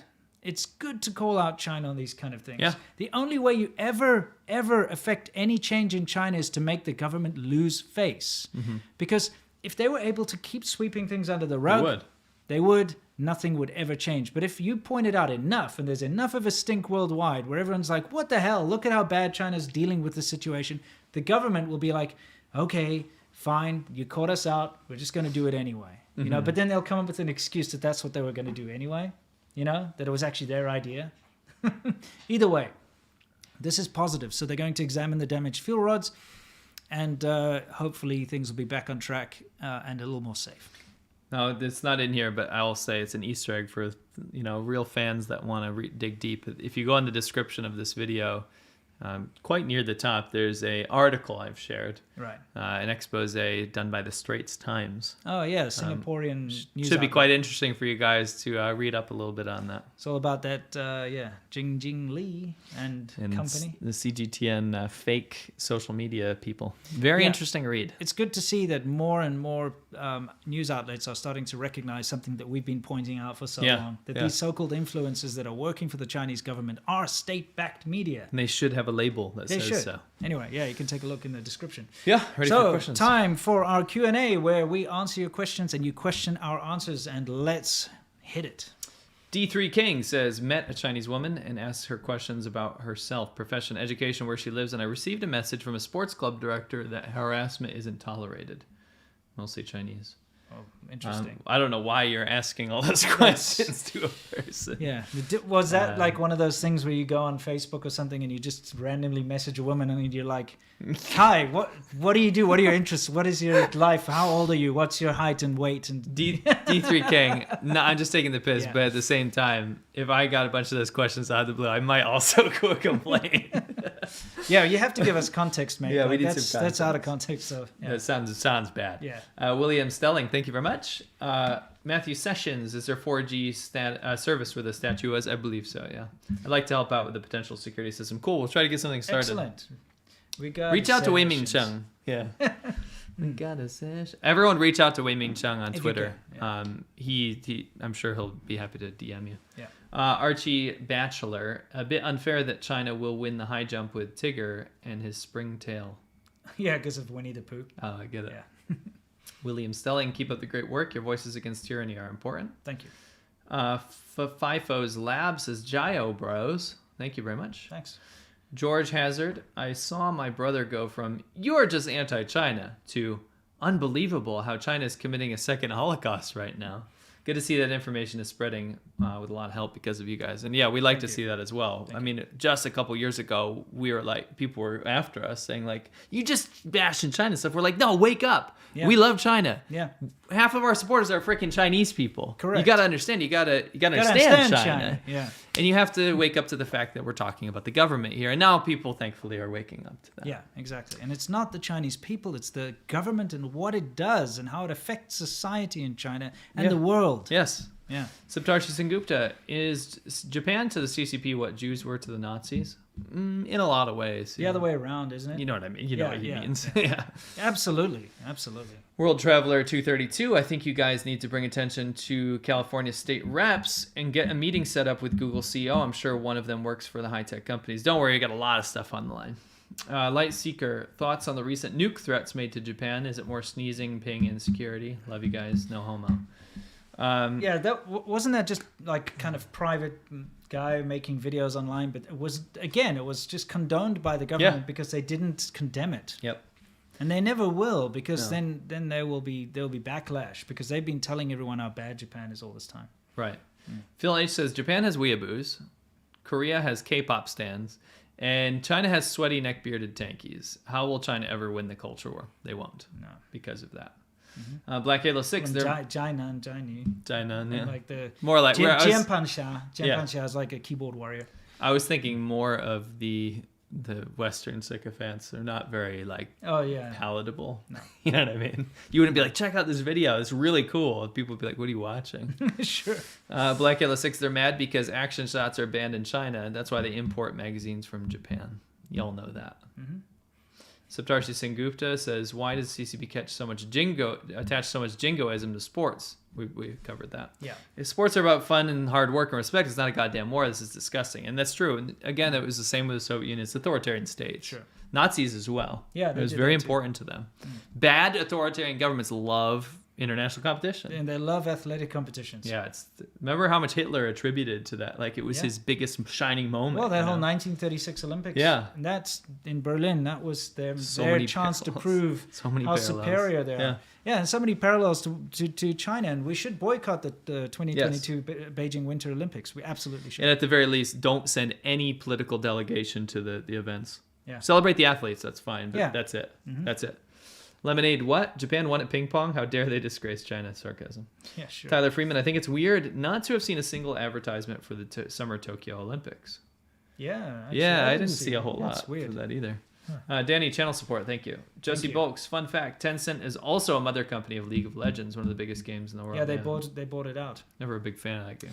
And another fact is that a South African company, Naspers, actually held the biggest amount of stock of Tencent, because they invested heavily. Look into that, which is kind of weird. How dare you? Black Halo smart move of them, man. Did they make money? Yeah, for sure. From the money perspective. Yeah. Not morally. No, sure. Back then, who knew? Yeah, who knew? Black Halo 6 is all about the steroids. That's why she's aggressive. Who are we talking about? Oh, the Cao. Oh, the Cao. What's Cao? Cao? The Cao woman definitely needs to be a soundbite, dude. Yeah, can we write that down? Yeah, I'll write it down. Okay. Mr. AB says, keep going. Thank you. Analysis says, didn't China cheat in women's basketball 3-3? Yeah, I think so. but I can't confirm. PB, today is International Friendship Day. Do you have any message for the CCP on this occasion? We wish we could be friends. Just please get your act together. Yeah. He said, hopefully you two exchange friendship bands.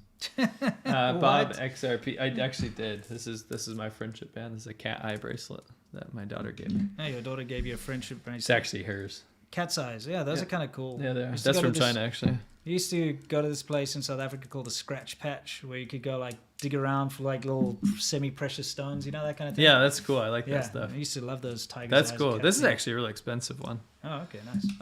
Bob XRP, what do you guys think about XRP and cryptocurrency in the world? Why are you speaking in all caps, Bob? We think it's dandy. Yeah. Sorry. We think it's great! Shooter Down Under. I know that the CCP has ideas for society in general, but why do they think they should leave it to the South China Sea near the Philippines? Don't know. I don't know. Deanne Chapman, why are you using those ugly photos again? Yep. Jonathan Case, China does have the hottest women's beach volleyball team. Just saying. Oh, we should check that out. Yeah, actually, don't follow the Olympics too heavily. So we'll take all Chinese should be proud of that. Again, congratulations to all the Chinese athletes that won the golds. Yeah. AM Free Taiwan. Xi Jinping looks like a recurring toe infection. Okay, that's a interesting description. I mean, he doesn't look bad. No, it depends. He looks evil to me now. Yeah. Now, after, you have to attribute like his actions to his personality, you know. Yeah. Mark Ruby, you guys are doing great work. I know you both love Chinese people, but don't let that get in your way. Thank you both. # speak truth to power. We will. Thank you. Thank you. Yeah, it's unfortunate. You know, when you get labeled as if you hate Chinese people all the time, it's very hurtful, especially when you love Chinese people. And one of the major things and reasons why we do what we do is because we care about China. You know, we wouldn't otherwise. Think about there's a lot more profitable things we could go into. people in the United States who protest and go against the government and stuff, they do it because they care about America and they care about their way of life, and they care about a certain segment of the population, for instance, and that's why they do it. They don't do it because they don't care. A lot of those people that are going out and protesting, they don't care about China because they don't give a shit. It doesn't bother them and change theirs. Like Captain Crunch in the morning, it doesn't. You know what I mean? I actually had Captain Crunch. Oh, you did? Yeah, okay. It's weird. You saw that burger today with that. I had Oops All Berries. Oh, really? Yeah. I haven't tried that. I'll get you some. Yeah. Okay. Cool. So you know that's the thing. When you care about a place, you talk about it. You want it to change. You focus on it because you care about it. Not Correct. Because of I any agree. Other reason. That's a good sentiment. Yeah. Marco King, great show. Any idea what the PLA is doing? Playing with all these new silos in the desert.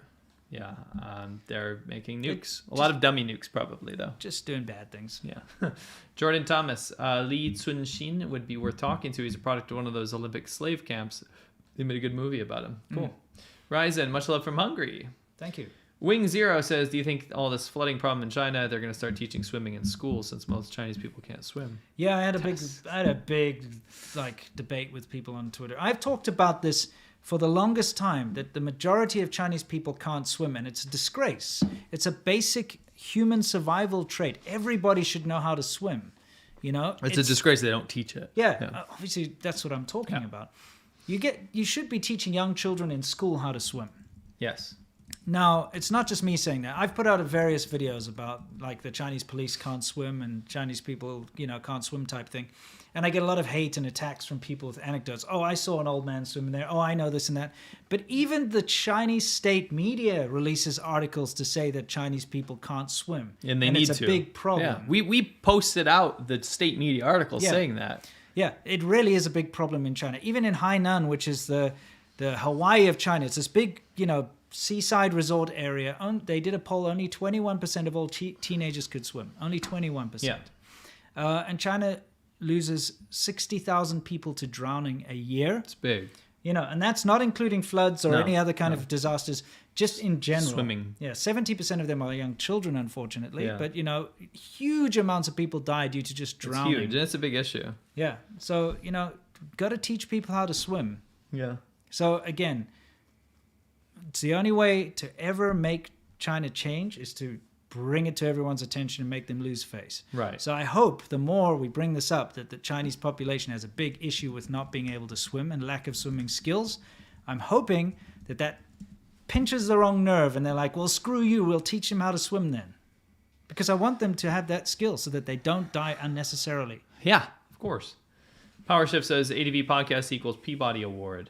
Tong Chong says Taishan will be the next Wuhan. China's gotten what they want from Blizzard, so they're now expendable. Keep up the good work. Yep. YME says, here's a little money in honor of all the Wumao. Thank you. Thank you. Black Halo 6 funding related question. I'm on the ADV podcast patron at $20 a month. I know you like to have. I know you have like 5. The podcast one seems to not get much attention. Should I split it on your personals instead? No, feel free to support us there. We're happy to have. The reason we have, and again, we have an ADV podcast patron, guys. Our last 2 episodes have been completely demonetized on here too. Sure. That's not just our channels. This gets demonetized as well. Yeah. So people choose to support us on Patreon. And it's completely bearable with the help of you and all of your lovely, generous super chats, etc. You guys are seriously doing a fantastic thing. Thank you. Thank you. Hi, I orgasmed from Cotton. Thank you. Okay. Good to hear. Glad to help. Black Halo 6 says ban TikTok for fuck's sake. Yes, I agree. I do not agree. I agree. I want it out. I want it done. I just want what's good for the goose is good for the gander. If China can block all American apps so that they can take over the market, and it's just not fair. I think it should follow It should be a tit for tat thing. Yeah, but I think it's fine. I think TikTok can be used for good. I think it needs to follow freedom of speech protocol. Yeah. Okay. Well, then it must at least follow the rules. That's correct. That's what I'm trying to get at here. I still want it banned though. Sure. This is get where we it disagree. Yeah. Mitch McLean says, thanks for your content. Great work. Highly fascinating content. Yeah. Wing083 says, revive C-Milk's rap career to make a parody challenge video to Cotton and Winston can beatbox. We'll just get banned. Yeah. Black Halo 6, the Communist Party of China isn't communist, lol. By the way, someone said someone made a diss track about us and we should reply. And I told that everyone said, no, they won't do that. We absolutely would make a reply diss track if someone actually did that. But it turns out no one actually made a diss track about us. People are just trying to make us do one out of thin air. Sure. If we did one, we could imagine the damage we could do about anti-CCP rap. Like if somebody made one and we put it out on the Chinese internet. That'd be funny. Planet Earth. Thank you. I've rapped before. You have? Yeah. In my documentary. We're no green thumb. Hi, Trump is trying to ban or force the sale of TikTok, but Corpse Biden is confused and stopped it. Black Halo 6. Oh, I'm excited to see you testify in Congress. Can't wait. Turn on C-SPAN. You'll see us. Black Halo 6. Take all my super chats. Thank you. Thank you very much. I think you got a couple left, don't you? Rip Off Productions LLC. Hey, guys, which do you think does more damage? The CCP's incompetence or their more deliberate and malicious acts? I think it's a little both. They go hand in hand. Yeah, they do, because the malicious acts are usually there to cover up for their incompetence. Correct. That's well said. You know what I mean? Bringing in the military to stop people seeing all the dead bodies, for instance, in that tunnel, because they screwed up and allowed that to happen. Mm-hmm. Shinden Kokonomaru says, when you use TikTok or WeChat, use a burner phone? Yes, we do. Mm-hmm. I've never installed either due to data collection, nor do I want to use DNA kits. You're correct. Alan Williamson. Cheers. Mm-hmm. Norman Fair, CCP is crazy if they think dealing with the Taliban will work. Look at the trouble they're having with an ally like Pakistan killing Chinese workers. And again, Pakistan's their biggest ally. Sure. And look at how much problems they're having. Yeah. The Taliban's a different kettle of fish, my friends. Oh, yeah. It's not a smart partnership. Yeah. Ragey Productions just showing support to you guys. As an editor, I totally understand the feeling. Thank you very much. So much. Not many people can actually say that, how much work goes into editing. Yeah. It's a nightmare. Yeah. And I don't love it. I really video, do enjoy editing when I'm hitting some kind of creative thing. But when you're dealing with like these kind of topics that we cover sometimes, it's depressing. It's so depressing. You have to dig through old archival footage of what the Communist Party did and all this, and every time I'm sitting, you see me, I'm screaming at my monitor like, what is wrong with these people, this Communist Party, Anyway. Estro Generation, I actually already replied to you in the chat. Sherry Crosby said, looking forward to the Matt Daly part 2 from C-Milk. I'm actually doing another interview with him, and I was thinking about maybe doing it it's a separate topic, maybe even doing it for the podcast. Sure. It's a big one. Mitch McLean says, if you're getting demonetized so much all the time, you might as well just go full rogue, shock people with the truth, show dead bodies. There's no need for that. Yeah.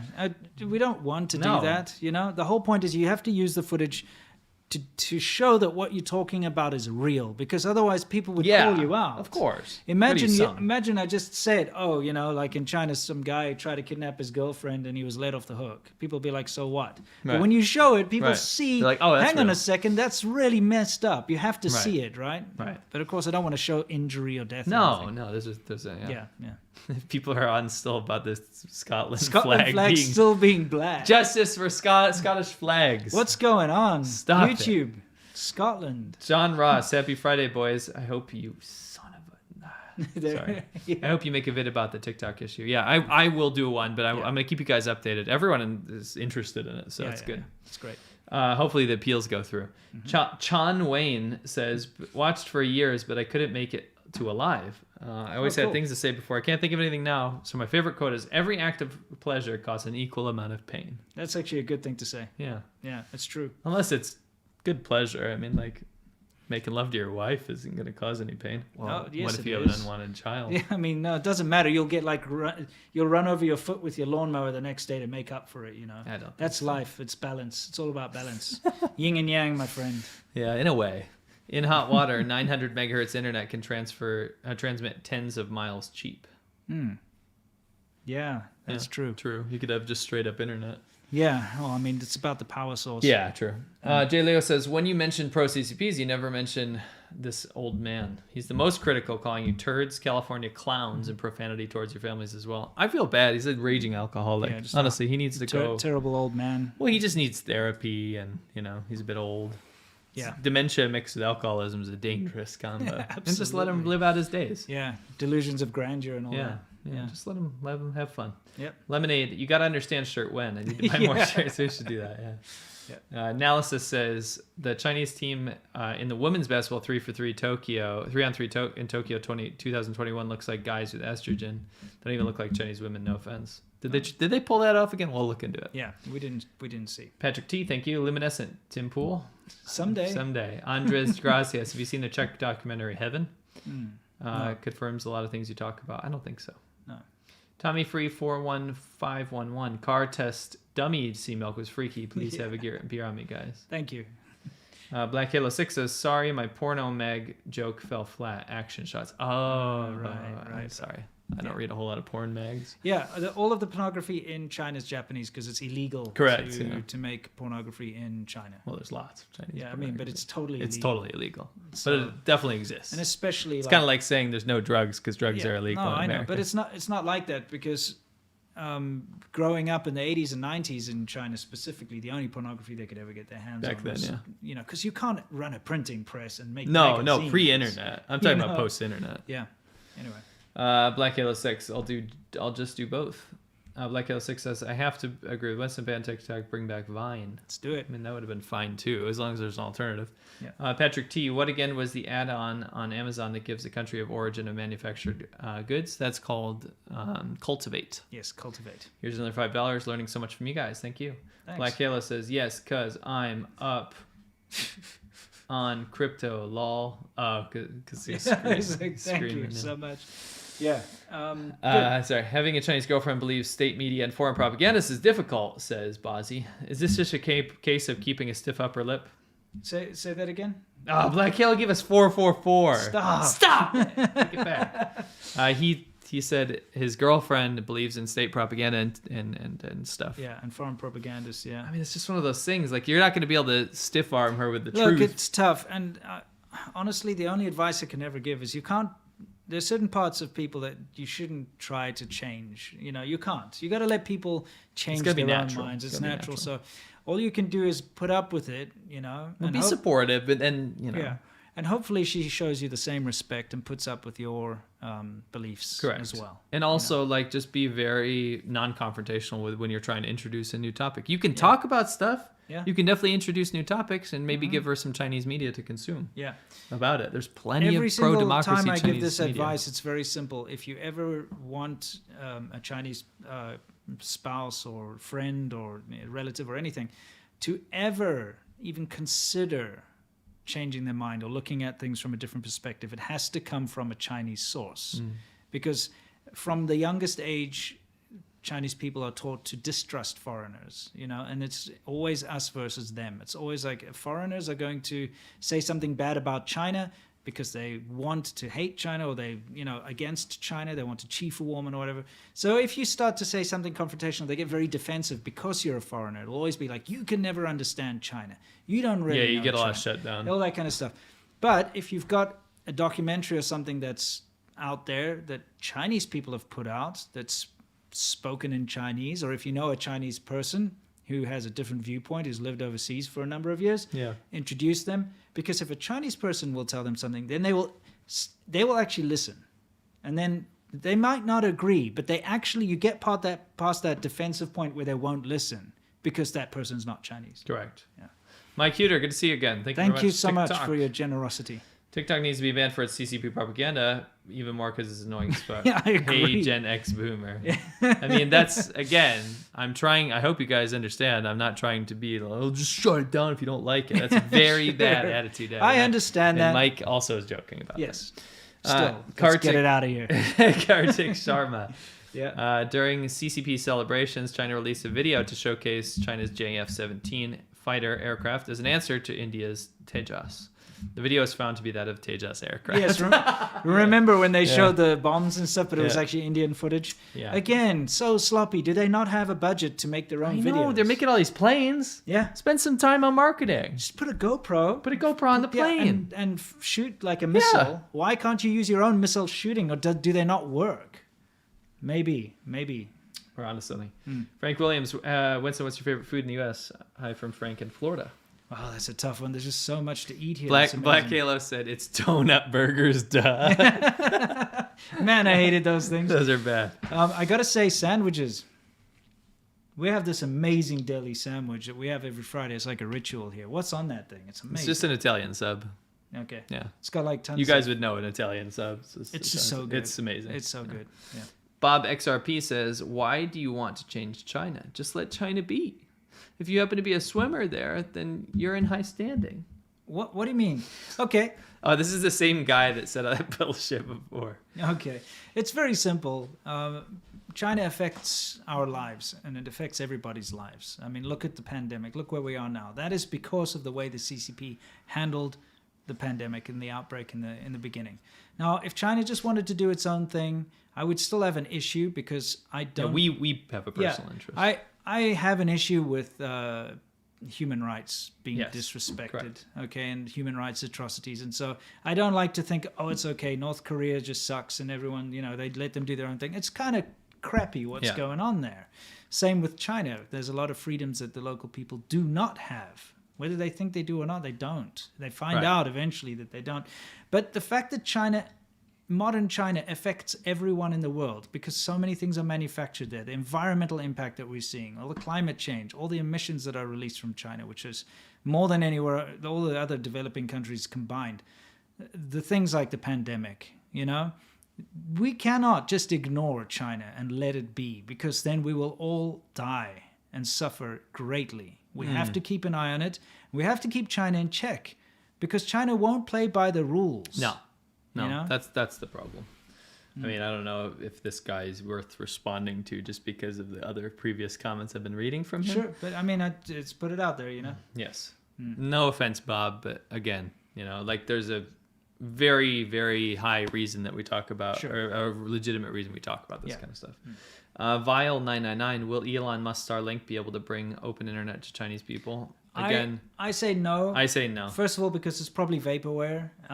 That aside, China will find a way to censor the thing is, you need to have a pretty big receiver on top of your house. Okay, everyone lives in apartments first of all, so the only place you could ever place it is on a balcony, and it would have to be like out there somehow. Like they'll ban receivers and smash all of them. Yeah, if you get caught with a receiver, just like they do with satellite, you can't have satellite TV in China. If they catch you with a satellite TV dish, they fine you. They take the dish away. You know. Right. Yeah. Grady Gillis says, nothing wrong with being old. My kids are heirs. We know Grady. We're not making fun of old people. I was saying he's old, so he can be a dick. Actually, you said it's not a license to be a complete dick. Okay, fair enough. He's obviously just a bad person. You know, you get bad people, you know, they exist. People that are selfish and just want to have the time of their lives and screw around and be drunk and leer at girls in public and be a menace to society because they can get away with it. He's found something he enjoys doing, and because, repeating the Chinese Communist Party's narrative maintains that lifestyle for him, he'll continue to do it, So that's life. Sorry. Sean Wayne says, just thought of something. I was going to buy a new Tesla after Musk's CCP wallpaper. I went somewhere else. We want to make a correction about that. He had no control over that CCP wallpaper. His tweets were absolutely congratulating China on the 100-year anniversary. That wallpaper thing, they selected certain Weibo's, and then they would automatically change those. But he accepted it. Yeah. He didn't say anything about it. No. He just rolled with it. My point is, no one had a real choice over their wallpaper. We didn't say he's justified. I'm in full support of you not buying a Tesla, by the way. I agree. Congratulations. All I'm saying is I'd like to have a bit of journalistic integrity here and admit when we're wrong. We did. We did a follow-up. The next episode. We did. Okay, I'm just letting him know. Sure. But yeah. Jim Biafra says, I don't have a question, just want to send you a little bit, make my work days easier. Thank you. Thank you very much. Zeke Flint says the cotton rap is actually a knockoff of a song by Arzi Wawa by a Uyghur rapper named Na Wu Ke Re Yusi Fujiang. Yeah, we saw. actually know about that. Yeah. And not only that, she actually stole like a ton of lyrics from that rap. Yeah, it's funny. Like the bounce. Yeah. Thank you very much. Good old Zeke Cardi Flint. C. Royal Tuxedo, can you link the graphic videos? People should be able to see the truth. I mean, you should be able to find them. If you can't find them, I'm thinking about perhaps in order to get around this whole thing, we discussed it, is maybe when making a video talking about these things is to have links to something that's hosted on Library or Odyssey or something. Probably Odyssey. Where we can talk about it and then provide the links for you to go and watch it. Right. We'll see if that works. Yeah. Bazi says, appreciate the advice. Low death toll in the floods in Hong Kong independence have been flashpoints. I'm moving to Hong Kong in September for work. Beer on me. Hobo Chowdhury. It's Beans and Franks again tonight. Cheers. Black Halo gives us 4444. Thanks, mate. Just playing games. You're playing games with us right now, aren't you? Yeah. Last one, he says, keep up all you do. I hope the statue gets put back up, or whoever burnt it down gets thrown in jail. We agree. Y'all are the best chance of changing public opinion. You're like anti-propaganda, and I love it. Thank you very much. Appreciate that, except for the amount. Darth Hemi. F. Tim Pool, that Trumper. Global Product and Gaming Review. I met you in Hong Kong immigration line in 2019. I want you to know that I got a good impression of you. I'm grateful for you and C Milk's work. Oh, okay, excellent. That was probably 2019, us. Yeah. Did you bump into both of us or just one of us? Well, he said you and C Milk. Grateful for you and C Milk. We were the only people there in 2019 who wouldn't have been alone. If we were in the immigration line, it would be me and you standing there together when we flew there in 2019. Not necessarily, because remember, I used to go in and out a lot. So it could have been any of those days I went into Hong Kong from Shenzhen. Oh, true. Yeah. That's true. It was very nice to meet you. Global Product and Gaming Review. Gotcha. Chan Wayne, equal amount of pain. Making love with my wife equals wives are expensive. Okay.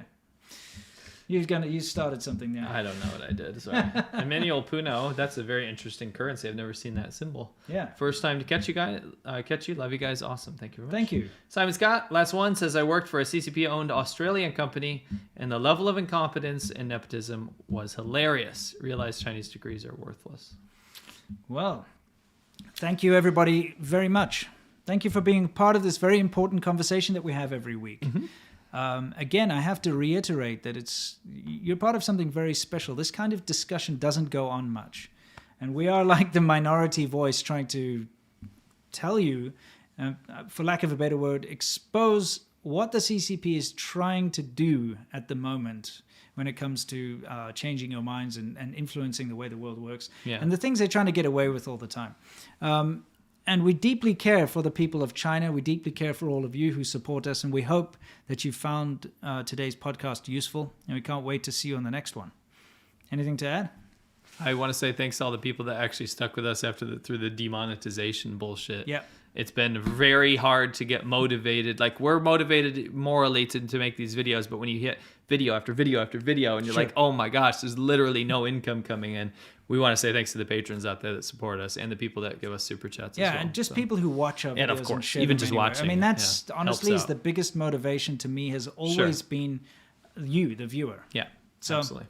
Can't wait to see you in the next one, guys. Have a fantastic weekend, whatever you do. Yes, stay safe. Stay awesome, and I'm not going to cut myself off this time. I'm